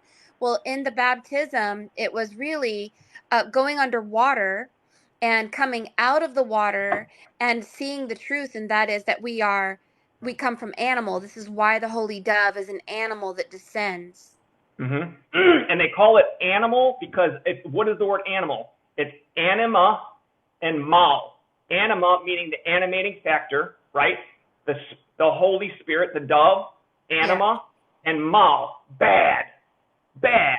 That's why when they recreated animals, they made us eat them, because that mimics us eating animals reinforces them killing Ophiotorus and utilizing So now we that. understand why Adam and Eve had Cain and Abel, because basically we became Cain and Abel, which is really spells out cannibal. Yep. We And then became mal. cannibals. So mal, M-A-L, means bad, right? Yeah. What is mal spelled backwards? Lamb. Oh no. The sacrifice of the lamb. We are all sacrificed lambs. Abandon all hope, everybody. What a bunch of jerks. We need to send some darts to them. Yeah. So having said that, a lot when we were talking earlier about allowing your emotions to flow, right? So that your spirit team gives you the information into your system. The flow is what's so important, and they try to scare you against allowing your emotions to flow. What's flow spelled backwards? Wolf. Ow! That's the wolf. And there he is. What? And that goes back to the fear series that I made, the 4-part series of fear. You start out as a lamb, you conquer the fear of social acceptance, you become the wolf. Then, as the wolf, you conquer the fear of internal things that you make up in your head to be afraid of, and then finally that turns you into the dragon. And what John is trying to say, and please, you guys, please go follow John. John has so much that would help to explain a lot of things and unfold, especially with the power of observation. But with that said, all of you guys listening today, you have the ability to take your oracle, the Empress that is connected to you like the Holy Dove, and even while you sleep, you can go and meet people on the astral realm. You can know all truth. If you don't know who some president is, you don't know who a person is, think about them, and you will send your double, like a holy dove, to their house. You will meet them for who they are and see them for who they are, and you will not be lied to. But if you don't know how to use your double or your holy dove or your empress, whatever you want to call it, your animal, if you don't know how to use it, then you're under the control of what they say. That's right. But this is the wonderful thing about these spiritual awakenings. All that you need to do to break the control over you is become aware of it. If you become aware of it and you don't like it, and you set the intention that F this bullshit, you think they got that word? Then you know what? It doesn't affect you anymore. And that shuts the fear out, and that opens the channel to your spirit team. One last thing I want to say real quick is that the gods they hated centaurs. They hated centaurs. Centaurs were divine teachers that would teach man. They were half man and half horse, okay? And they were always helping people, Now, they made up some stories where it sounds like they're evil. They're full of shit. Centaurs, the reason the gods hated the centaurs, and Hercules killed all of them with a poisoned arrow of Sagittarius that had the poison of Scorpio on the stinger. We'll get to that too. It's epic. Is because they were jealous of their natural ability because they didn't have it, and they had to use something exterior to represent it, like weapons. Centaurs are half man, half horse. Now here we go again with the part animal, the bad demon, right? How do you spell centaur? What's that? How do you spell centaur? C-E-N-T-A-U-R. Okay, and when you hear Mary talk about your invisible double, I call that our etheric twin. All right, I'll show you guys something really cool that is displayed in the Last Supper painting, where it shows Jesus in the center and then 6 on each side, and they say Jesus is the center of Ophiuchus. That's all bullshit. Jesus is number 7, right? And he's Libra. We'll get into that too. But Libra is, out of all the signs, Libra is the only sign of the zodiac that is artificial or man-made. We'll get into all that, because what I'm going to do is I'm going to teach you guys about all that stuff. A lot of you guys probably know a lot of the zodiac stuff, and tell you through the mythology how we are going to break the veil down and replace it. It's all encoded in the mythology, and it is awesome. You guys will get goosebumps. All right, so listen, I have. Go ahead. I have goosebumps too. Go ahead. So the last part, rhymes that keep her secrets will unfold okay, unfolding of the octagram behind the clouds. In Norse mythology, all right, Odin and his two brothers killed the world giant, okay? The world giant was created along with the cosmic cow, which is the Milky Way, all right? The Milky Way galaxy, you guys, is a mirrored reflection of the galaxy of Andromeda, okay? It's backwards, all right? And then that's the female part, and then they projected up the male part, which was a giant called Ymir, okay? Y-M-I-R. What they did was, from Ymir, was they used his body to construct the universe, right? Well, the clouds were created from a part of Ymir. And the part that they used to create the clouds was his brain. Rhymes that keep her secrets will unfold behind the clouds. Fire and ice, your thoughts and your emotions will unfold, okay, behind the clouds in your mind. What that's saying is that we can create by utilizing our senses and the powers that we have, just by being aware of it and thinking of it in the clouds. They unfold behind the clouds in your mind. And there's so much that goes behind that when you start. And I'm looking at a picture of clouds that Queen Karma sent me right here as I say this. But the Vedas, I think they're called the Vedas. They're called cloud people. They do not have a human form. They create realities through thought, and I've had a couple of people come to me saying they've had cloud people following them, and I was like, oh, well, let's just explore and see what's going on here. But there's multiple different ways that this can be. You can create resonance any way you'd like. In this song, what I believe is that rhymes that keep her secrets will unfold behind the clouds by using specific geometries that are encoded in the runes, right? Fire, okay, and ice, which is, ice we said was the rhymes, right? Rhyme meaning frost or ice, will unfold. Unfolding the octagram means recreating your own self, right? That's what, when Odin killed himself and gave himself the gift of himself to himself, he was unfolding his octagram and making it of the person he wanted to be, to fit in dying that fourth before spot. you die. Dying before you die. It's a metaphor that we talk about a lot. Yes, that's what, when you see that dying, like remember last week, Mary, there was someone that died and then it came up at the wolf at the top. That was the lamb dying. And what that means is that wolf, there's actually no dying at all. Underneath what looks like a lamb is a wolf in sheep's clothing. And what I saw yesterday was a DNA that goes like this, and then it gets twisted up. So when you rebirth, you end up twisting up, and then somehow I saw that it goes like this. It creates this eternal life flower, which looks like the olive branch. Which and is so, also, it has 4 parts, 1, 2, 3, 4, or the 11-11 awakening. Yeah, 11-11. That's it. And that's what you want to get out of the prison. Is this shape here, which ends up folding above itself and twisting. Mm-hmm. Yep, and I'll show you what the twisting means. The twisting that looks like a DNA, that specifically is something that they did to the entire zodiac wheel, which we'll get to when we talk about that. Okay, so the next part of the song.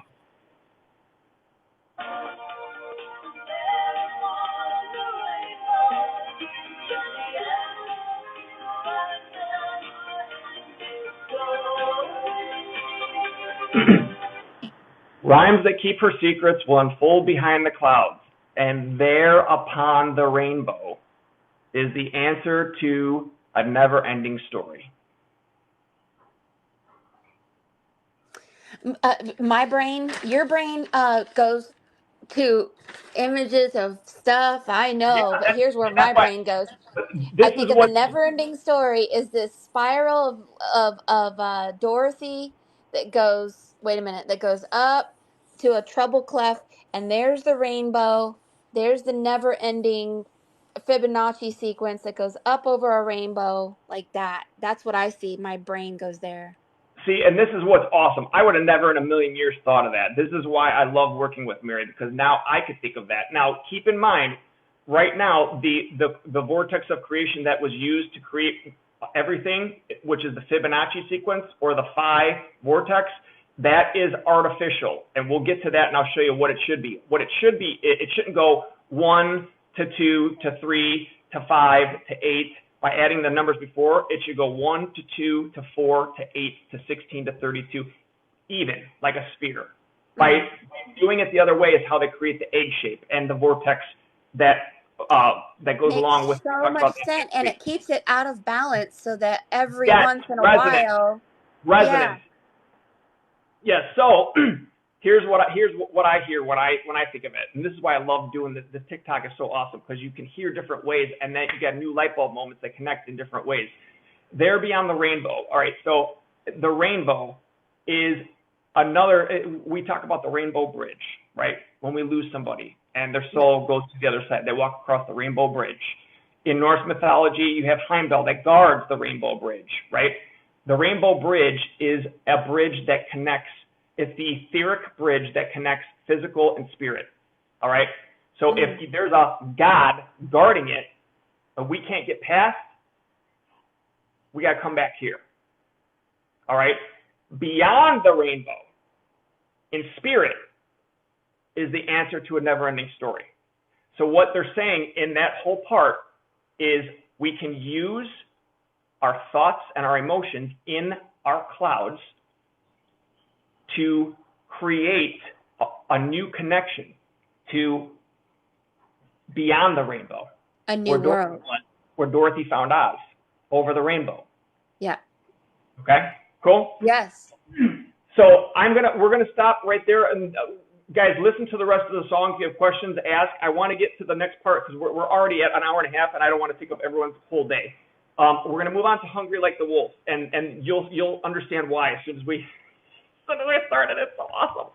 So first of all, we kind of started talking about what the wolf represents, right?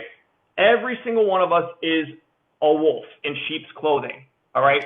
We are not meant to be controlled from the outside. We're meant to do everything. And the gods, here's another animal that they are afraid of. All right. In Norse mythology, Fenrir the wolf is this huge wolf, and they tie him up because they're afraid of his power. Wolves cannot be controlled, so they fear them. All right. But how do they make us not even think about wolves or want to even get close to wolves? They created domesticated wolves, something that we call man's best friend, dogs. Right? What's dog spelled backwards? God. They want us to be best friends with something that can be controlled. Do what they're told. Blah, blah, blah, blah, blah. You get to the wolf, emotions flow through you. You're going against what they're telling you, right? Don't let your emotions flow. Listen to your thoughts. No, I let my emotions flow. Now you're the wolf. The wolf does what is in the wolf's heart, like the Starks from Game of Thrones, right? They do what's right for them. All right, so "Hungry Like the Wolf." This song to me is pure empowerment, literally. This is all about embracing who you are, what you feel, and doing what's right for you, not the outside. Okay? If you do something against what you feel is right, then you're at the lamb stage still. And I'm not calling any. Let me clarify this, and I do this in the video too. I really have a hard time when I hear someone call another one a sheep or a lamb or something like that, because that's how we all start out. All right? And just because you know that, that's just one part. None of us, we don't know what we don't know, including me, including Mary, including all of us. So I have a hard time when someone calls someone else sheeple and tells people, wake up, what's wrong with you, wake up. I really have a hard time with that. So I'm saying that so that to clarify that when I use the term lamb, I'm not calling anybody, oh, you're a lamb because you don't know. That's ridiculous. Just a point of reference. But the wolf, what it represents is your ability to do what you want because you're not afraid. You know the truth. They're afraid of you. They're afraid of you. So any stories that you hear about the scary bad guy, he's evil, watch out, he'll get you. That's them projecting their own fear onto us because it is us. We just don't know it. Okay, so "Hungry Like the Wolf." Here we go. I love this one. Get away with Come on, commercials. Hyundai Getaway sales event. Now's the time to get in. And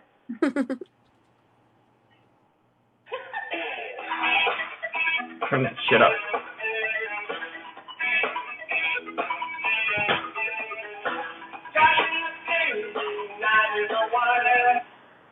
Darken the city. The night is a wire. Darken the city. The night is a wire. What do you think, Mary? It's something that has to do with your brain. Okay, yeah, great. See, I would have never thought of that. Awesome. Yep. Dark to me, right away, we go darken the city, right? Nighttime, darkness, scary. No. Creation happens in the dark. Yeah. Darken the city where we live, right in the city. The night is a wire. They're saying that the darkness is like a wire for creation, for your thoughts to travel upon and manifest. Creation happens in the dark. Darken the city, the night is a wire.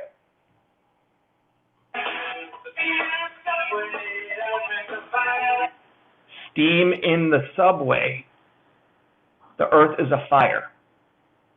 Steam in the subway, like a train? Steam, is there supposed to be steam in the subway? Probably not. Does that mean that there's train derailments?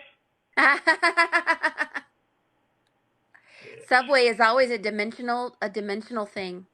Underneath, right? Steam in the subway, earth is a fire. Okay? Something is going on. There's a fire that's starting somewhere underneath something else, and it's heating up water to become steam. Steam goes into the air, it becomes clouds. Clouds are your brain. Okay? Yes. Darken the city, the night is a wire. Steam in the subway, earth is a fire. Here we go.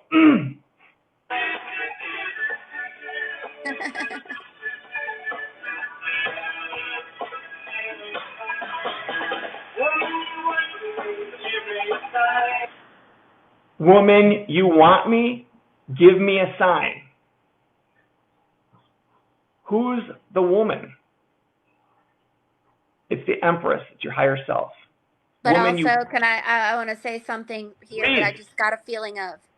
Let it rip. The Egyptians used the O word when copulating to use your, I don't know if I could say it out loud, your sexual power to call forward something. The Egyptians used the Ankh with the O word. So if you're going to be woman, you want me. So you got to use all of your power, and your power is in the O word to call this to you. You hit the nail on the head. Again, what is it? It's a vowel, right? Vowels are power. Here's what I love about when you thought about that. I didn't connect this directly. I knew it, but I didn't connect the dots. Do you ever wonder why these elite and all the Satan shit you see and the evil, crazy, weird shit, there's always sex involved? Sex. What the hell is these people's problems? Yeah. Here's why. When you are service to self and you're focused on me, you don't bring things to yourself. You have to go get them. Okay? Law of attraction doesn't work. You have to use the law of repulsion. All right? Yeah. So if you are concerned more with the material world, right, you have to go get it yourself because it's not going to come to you. You're not using spirit. You're using physical. All right? When human beings have an orgasm, it releases such a strong current of life force energy. And they utilize that life force energy, etheric energy, to create. All right? That's why you see sex all over the place. It's because that's how they manifest, because they can't manifest using their emotions in their mind, because that's keeping them alive. They don't have the ability to do it. They don't have the connection to source. Yes. Okay? Woman, you want me, give me a sign.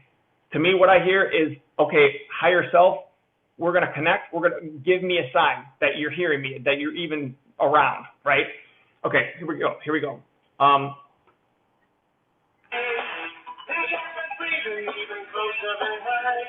Woman, you want me, give me a sign.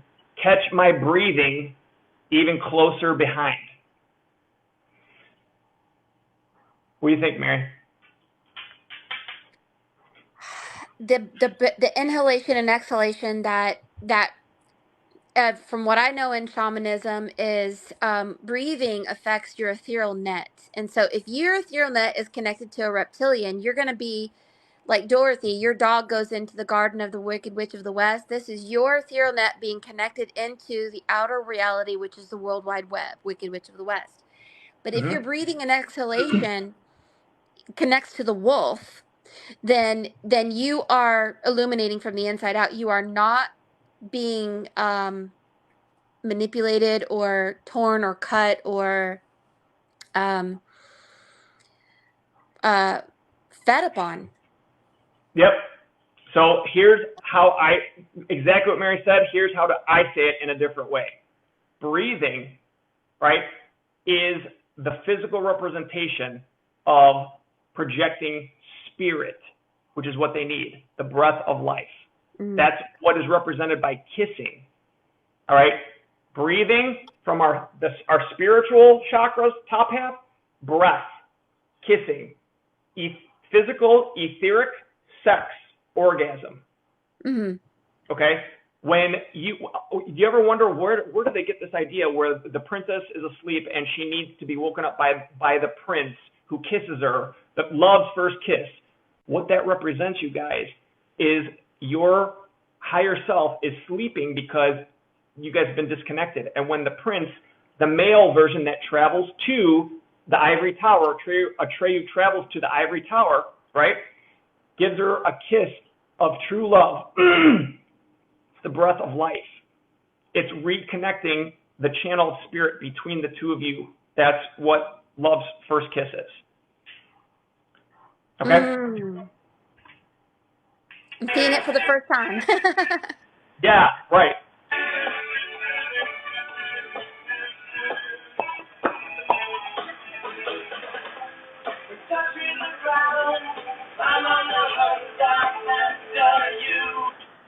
In touch with the ground.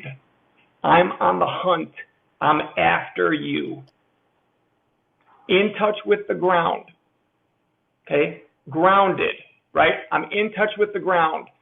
Another way to say that is, now I know who I am. I'm not a lamb anymore. I'm a wolf. And I'm coming after you because now I know the truth. I'm on the hunt. I'm after you. Okay? Also, wolves travel by running on the ground. Then what's the next step from the wolf? The dragon, who takes flight. So he's indicating that he is the person playing the role on earth, like all of us are. We're the wolf touching the ground, and we're on the hunt. I'm after you. What is the hunt about? Who are they hunting? We're going to find out. Here we go.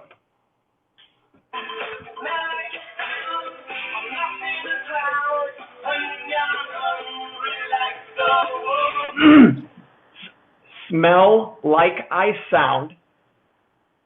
I'm lost in a cloud, and I'm hungry like the wolf. Smell like I sound. I'm lost in a cloud, and I'm hungry like the wolf.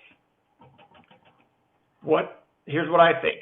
He's using his senses, right? He's using his observations through, in this case, smelling and tasting, smelling and hearing. I smell like I sound. I'm lost in a cloud. He's lost in his own thoughts. He's trying to piece this together because he's only using two of his physical senses, sound and smell, which is what wolves do, right?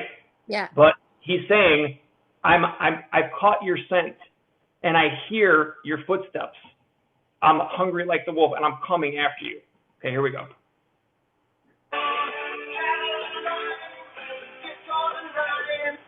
I love this part.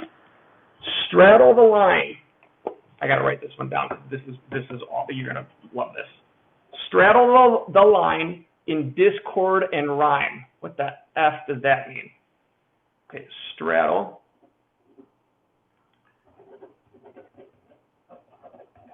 the line in discord.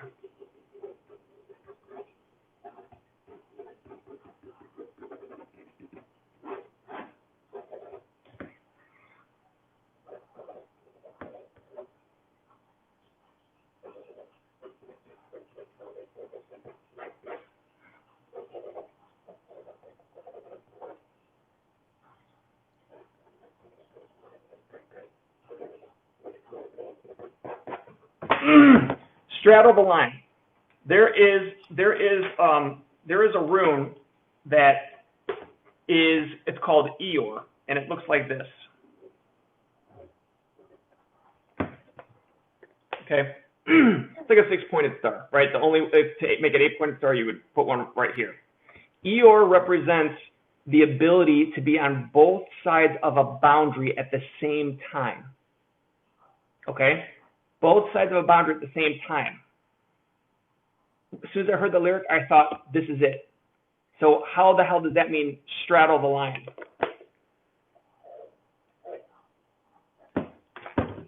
Here's our current situation. We're an X, right? You can think of this as our arms. There we go. I made a little man. Head, arms, and feet, which is really, oh God, I'm drawing it backwards. Lord. Okay, so this is the X, right? The man straddles the line. Straddling the line means you have 1 foot in each reality. But also, when you put the line through the X, that makes the number 11. That's right. The 11 is through and through, through everything. I'll show you guys when we do the zodiac stuff. There aren't 12 signs, not 12 full signs. There are 11 full signs and 2 half signs that make a whole. We'll get into all that. It's amazing. So straddle the line means look at both sides. Okay, both sides of what? He says straddle the line in discord and rhyme. Okay. Well, now here we have rhyme again. Okay, we know that what rhyme is, right? Rhyme can also be spelled R-I-M-E, which we went over in Never Ending Story, right? What is rhyme though? Rhyme is ice, right? Ice is controlled water. Control. Okay. Discord. What is discord? It's another word for chaos. How is chaos represented? The world will begin and end the same way. Fire. Straddle the line. He began the song with steam and fire, and then he goes to ice. So you straddle the line. The line is right here. The line separates fire and ice. He's straddling the line. Here's his legs. 1 leg on this side, 1 leg on this side. Straddle the line in discord and rhyme. Fire and ice. And what that means is balance yourself evenly. Straddle the line so that you have even amount of parts in both sides, in fire and in ice. Because when you balance those 2 things, you create water. And water is the next step of creation because it's ether. It's how you turn spirit into ether. Okay? There's the connection with Never Ending Story, at least in part. Okay, here's the next part.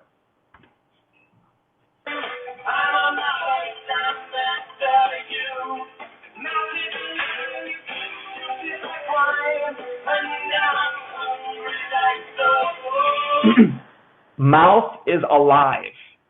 Juices like wine. What do you think, Mary? My very first thought is the Holy Grail and how Christ turned water into wine. And I know there's a lot of allegories that go on with that, but I want to hear what you think about that. Okay. So we already talked about the breath of life, right? Speaking is the breath of life. Mm-hmm. Mouth is alive. So I saw this in my mind one day, and I saw as someone was opening their mouth wider and wider, it made like an O. O is the vowel sound that goes directly in the center, okay? Directly in the center of the zodiac wheel. Okay, think of the zodiac wheel when I talk about stuff like this as just energies of the way things are, all right? Mouth is alive, okay? What that means to me is that what does our mouth do? We use it to speak, right? Our words are alive. The reason our words are alive, mouth is alive, is because we create words. The words literally create everything, including life, right? Mouth is alive, juices like wine. Juices like wine. So if juice is wine, we're talking about grape juice, right? So it's like reddish, right? Red wine, right? Well, water turns into wine, right? The wine represents we don't want the wine. The wine is the lunar water, We want the water, which is the terrestrial water, which is what they have trapped. They turned it into the lunar water, which is turning the water into wine. It's distorting it. Wine, when you go to church, if you're a Christian, you eat the body of Christ and you drink the blood of Christ. What is the blood of Christ? It's wine, red wine. Juices like wine means blood. Blood. Now, this wolf has the sound, the smell, and the taste. He just picked up another one of the senses. Mouth is alive, juices like wine. He has the taste of blood in his mouth. He's getting closer on his hunt. So this is all about the ascension. Actually, this is all alchemical symbolism. So Yeah. Yeah. And almost every song it is, especially the ones from this guy that I told you about.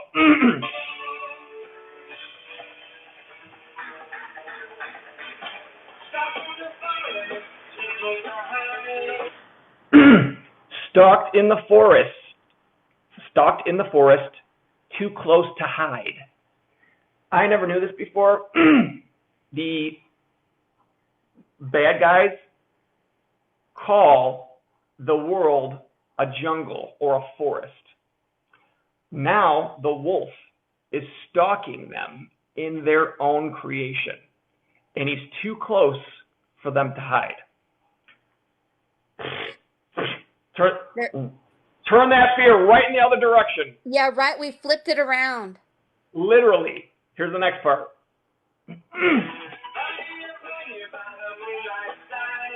I'll be upon you by the moonlight side. Bitch. The wolf is getting closer and closer. The wolf can hear your footsteps running. The wolf can smell your scent. And the wolf has blood, the taste of blood in its mouth. And it will be upon you by the moonlight side. Nighttime, darkness, where night is a wire. I swear this is somehow related to this lunar eclipse that we're going to be having here soon. Yes, ma'am. Okay, here we go. Come. Oh no, come on. Don't mess up now, YouTube.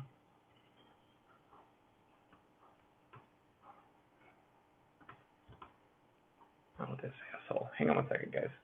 Do do do do do do do do do do do do do. I saw Duran Duran in Tennessee, and oh my goodness, their new album predicted everything that was going to happen before it happened. I listened to that album, and I'm like, damn. I don't know how they knew all this. They knew.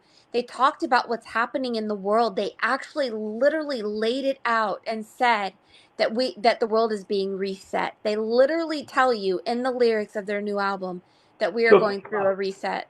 So think about that. Why do they do that? The reason they do that is because we don't realize that they have the ability to know what's going to happen.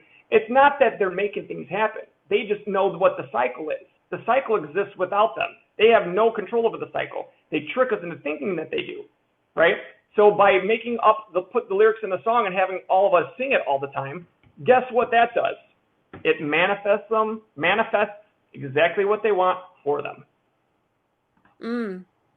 Okay. Yeah, watch what you sing and repeat. I need to Everything. do that as well. Yeah.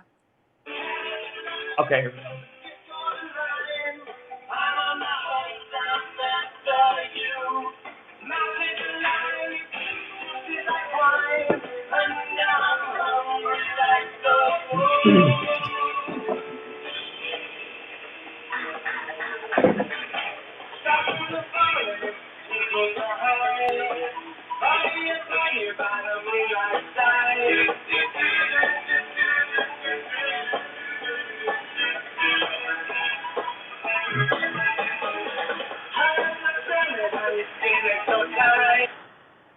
High blood drumming on your skin, it's so tight. High blood drumming on your skin, it's so tight. What they're talking about is that this person that's being chased by the wolf is scared shitless. High blood drumming on your skin, it's so tight. is that their blood pressure is up through the roof and their heart is beating so damn fast that you could see the blood drumming on the skin as they run from the wolf. Okay, next.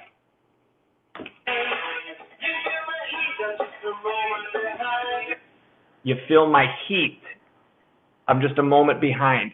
I'm catching up with you now because I know the truth. Heat. Another reference to fire, which is Time to spirit. see you guys need to see yourselves as predators, not prey. We're Yes. flipping it. Yes, because they're literally, they've been scaring us with who we are. It's nothing to be afraid of. They're afraid of us. And that's what the song is about. It's almost done. This is the last part, and then we're done with this song.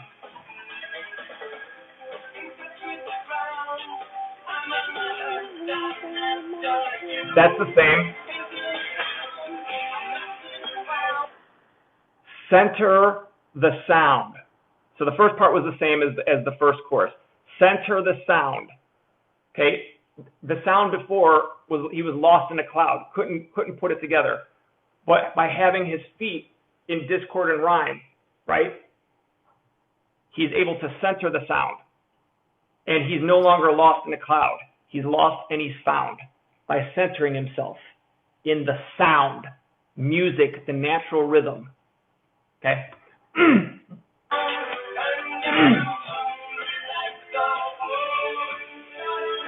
So the line.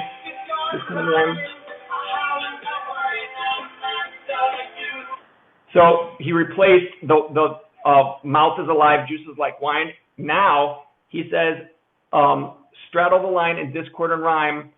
I howl and I whine. W-H-I-N-E. I howl and I whine. I'm after you. So it's just continuing to build power.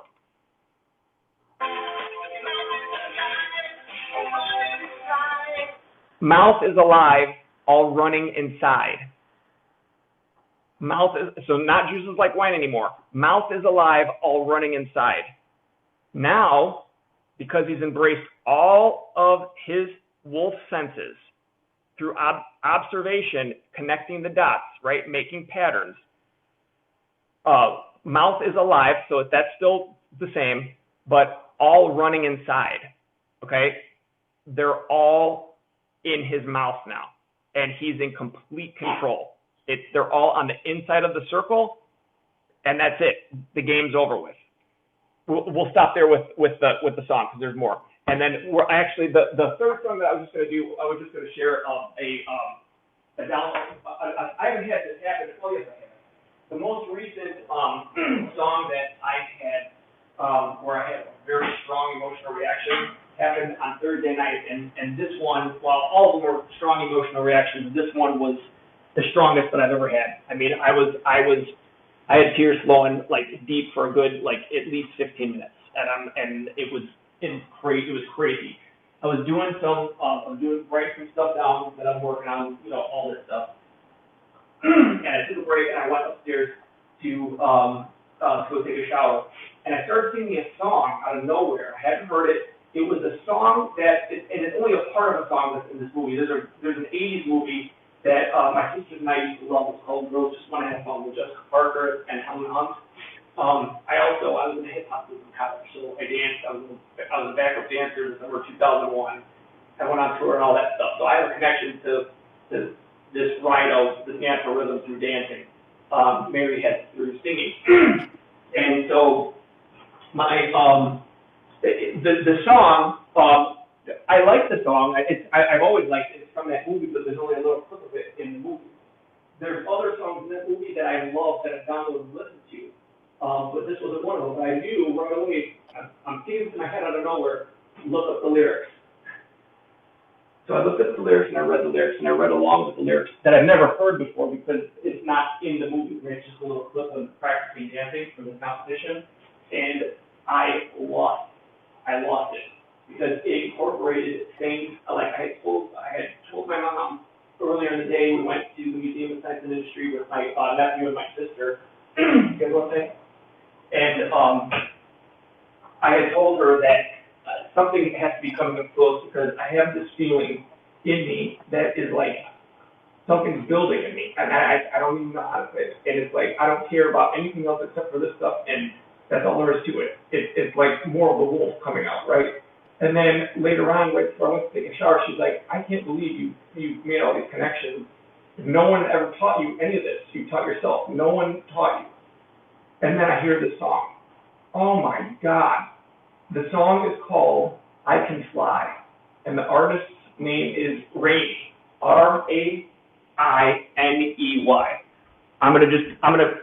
I have to play it for you guys. And then this will conclude our lesson for the day in terms of my part of it. And Mary, I want to hand it over to you to close us out or to take questions or whatever you think. But I just want to this is what I mean about listening to the when you hear a song right out of nowhere and you have the emotional reaction to it. This will spell out. Back to interrupt. Want to go out?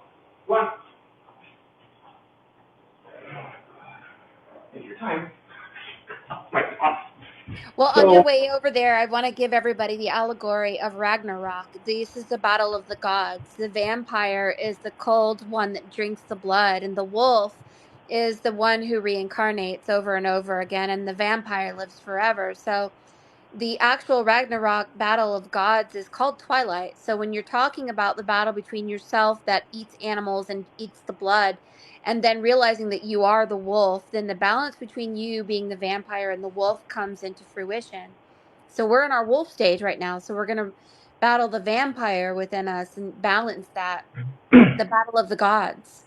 Mm-hmm. And that's the reason why the vampires are always fighting the wolves. Yeah. In front of our faces, which is, again, another reason why observation is critical. Okay, I'm going to turn the camera around so that you guys can read the lyrics while you're listening to the song. A lot of you probably haven't heard this before. It wasn't a mainstream song. I knew it because of, I love this movie. So so now take everything into account, what I just told you about me having that, like, something's in me is where it's like, I feel I'm ready to bulldoze through anything, basically. And I don't know, I can't explain it. And then my mom telling me about how no one ever taught you how to do this. And then also, right before that, Mary and I were talking about what I had done and what she'd seen in her readings, and it led to how to defy gravity. Okay, listen to this song.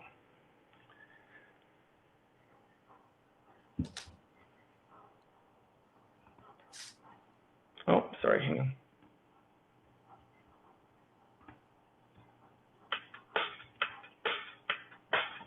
I Can Fly by Rainey.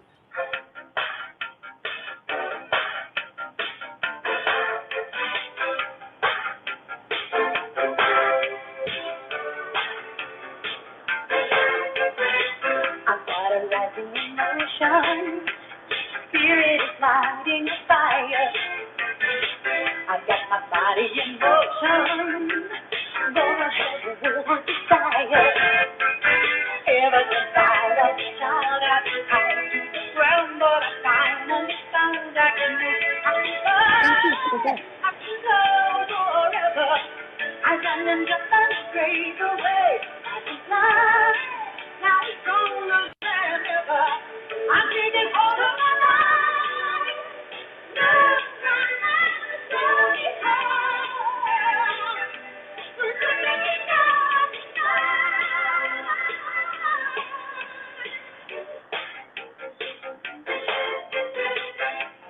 growing sensation.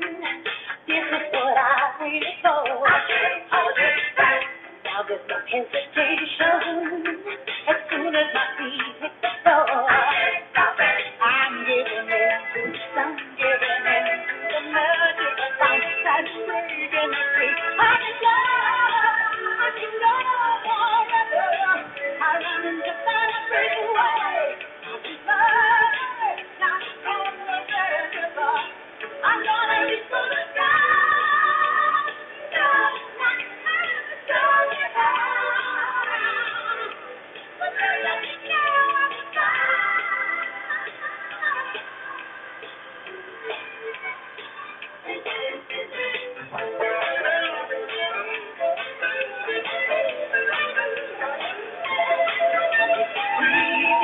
The free dance. Just take a chance, you can fly.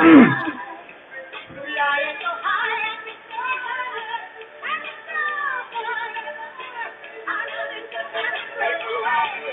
I'm so glad that from the very top, I'm even more than my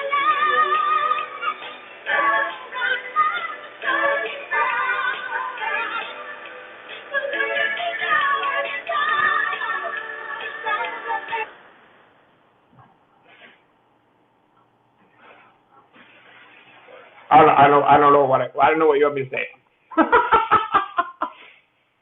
You guys, don't look at John like a person. He's going to teach us how to fly. And I have seen on the astral realm, I was levitating, I was flying. John's getting into quantum jumping and leaping and flying. And we're not only just flying on the astral realm, but I really believe that John's going to figure some stuff out. So make sure to follow us every Saturday for sure. I already have. And Oh, he already figured it out. it's a lot easier than you think. There are certain things right now that there are some details that I'm still working on specifically. That there is a third vowel sound for the letter U that they omitted. Okay, so a long U sound, U is YU. There shouldn't be a consonant in there. There's one that's missing, and and what the right symbol for that sound is one of our numbers. I didn't see this coming at all. We're going to dive into that next Saturday. Thank you guys so much for this was 2 hours of a long time, and pretty much the whole room is still here. So appreciate everything. There's going to be more TikToks and stuff like this. We'll go deeper into some of the details on these lives. We'll always host these lives on Mary's page.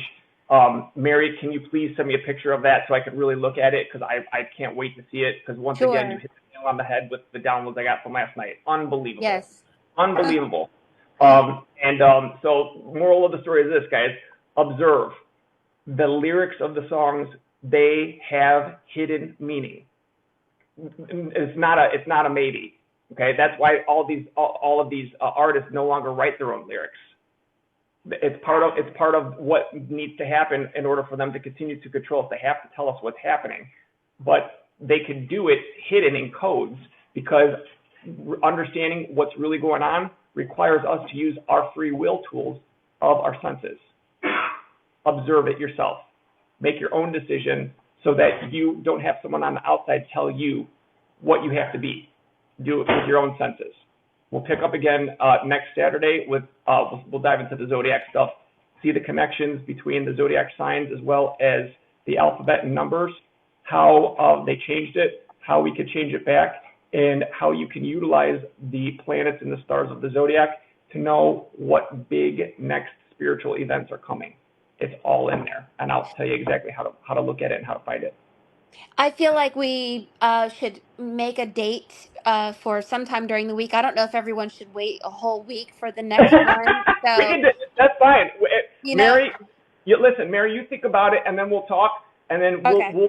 we'll make another TikTok with an announcement, guys. So just keep checking. Mary and I will both put it on our pages. Because I know it's like once you get going with this stuff, it's like I can't wait. I get it. So I totally get it. So Mary and I will talk, and we'll do it then. But thank you guys so much. I hope this resonated with you. Whatever doesn't resonate, leave. Whatever does, great, take it. And tomorrow's a new day. thank you so much, John. You actually lifted my spirit so much. I've learned so much. I know you guys have too. Please follow John. And we've got so much to teach you. You guys, please don't take this lightly. We're going to learn to fly. We're going to change our name. We're going to flip it around where we were the prey. We were giving our power away. Now we're going to wake up, and we're going to begin to not be a reactor. We are actually going to enact with knowledge. And with this knowledge, it will help us to fly. It will help us to speak a new language. We're going to do it. Mary and John, the two that birth Christ consciousness. These are the two energies that somehow are coming together in some weird way to bring you a new world. And if you guys are tired of the old world and tired of the same record, then I think that this is you. This is where we're going to flip it around, and we're going to become someone new. So, and then one last thing. When Mary says we learn to fly, so I want to specify this for more of the logical mind like me, okay? She's not talking like flying like a bird with wings, okay, where we flap our arms. She's talking about basically levitating, all right? And so here's what I want to say about that. They still don't understand how bees, bumblebees, honeybees, all bees are able to fly because their body structure and weight is too heavy for their wings. Here's how it works. When they move those wings, the veins in the wings, there's not blood in it, they're hollow. And at the base of those tubes, there are little cones. And when it reaches a resonant frequency, which means moving it at the right speed, okay, what happens is at the tip of the cone, just like a pyramid works, a magnetic field is created. And what these bees are able to do is they create a bubble of ether that is impenetrable. They have no idea how a bumblebee can fly in a straight line for miles in a tornado and not have it affect them. It's because they're in an etheric bubble that is generated by magnetism through their wings. That is what we're going to learn how to do. Woohoo! You hear the audience, John. Everybody's standing up clapping. La, la, la, la, clap, clap, clap, clap. Well, Good and Mary, job. Good job. and I, you know, my hat off to Mary because I wouldn't have gotten anywhere where I have gotten with connecting these dots, this information. And Mary is the one that empowered me to do this, and I continue to learn from her because she sees things from a different filter, and then it gives me a whole new light in areas that still were in the dark. So thank you, Mary. I wouldn't be able to do any of this without you. So everybody have a great rest of your weekend, and we'll talk to you guys soon, okay? See you later, John. Thank you so much again. All right, Okay. We'll talk to you guys. Bye-bye. All right, bye-bye. So I have an appointment at 2 o'clock. I need to go call Robin. And I'm sure I'm late, but thank you guys for your support and for being there for John. Make sure you follow John because we have so much to tell you guys. If you guys are here and you're meant to hear these messages and you're ready for a new world, you're ready for new truth, and you're ready for some fresh air, let's do it. Come on. And I'm wanting to do it, maybe twice a week, but I want to do one evening class where, some of you guys work. It'd be good to do something at night and have these classes. We will do a subscription only class where we teach really deep concepts so that, it's like, um, so that outsiders can't come in and whatever, but we will be doing that also in the future, not right now. All of the classes are free currently, so all this information is for you, and we're happy to do it. So I'm going to go call Robin, and then I will be coming back to do a reading live. And hopefully you'll be there too, because if you are becoming an oracle, it's really good to watch me to see how I do it so that you can become your best self also. So we'll see you here in about 5 minutes. All right, bye-bye.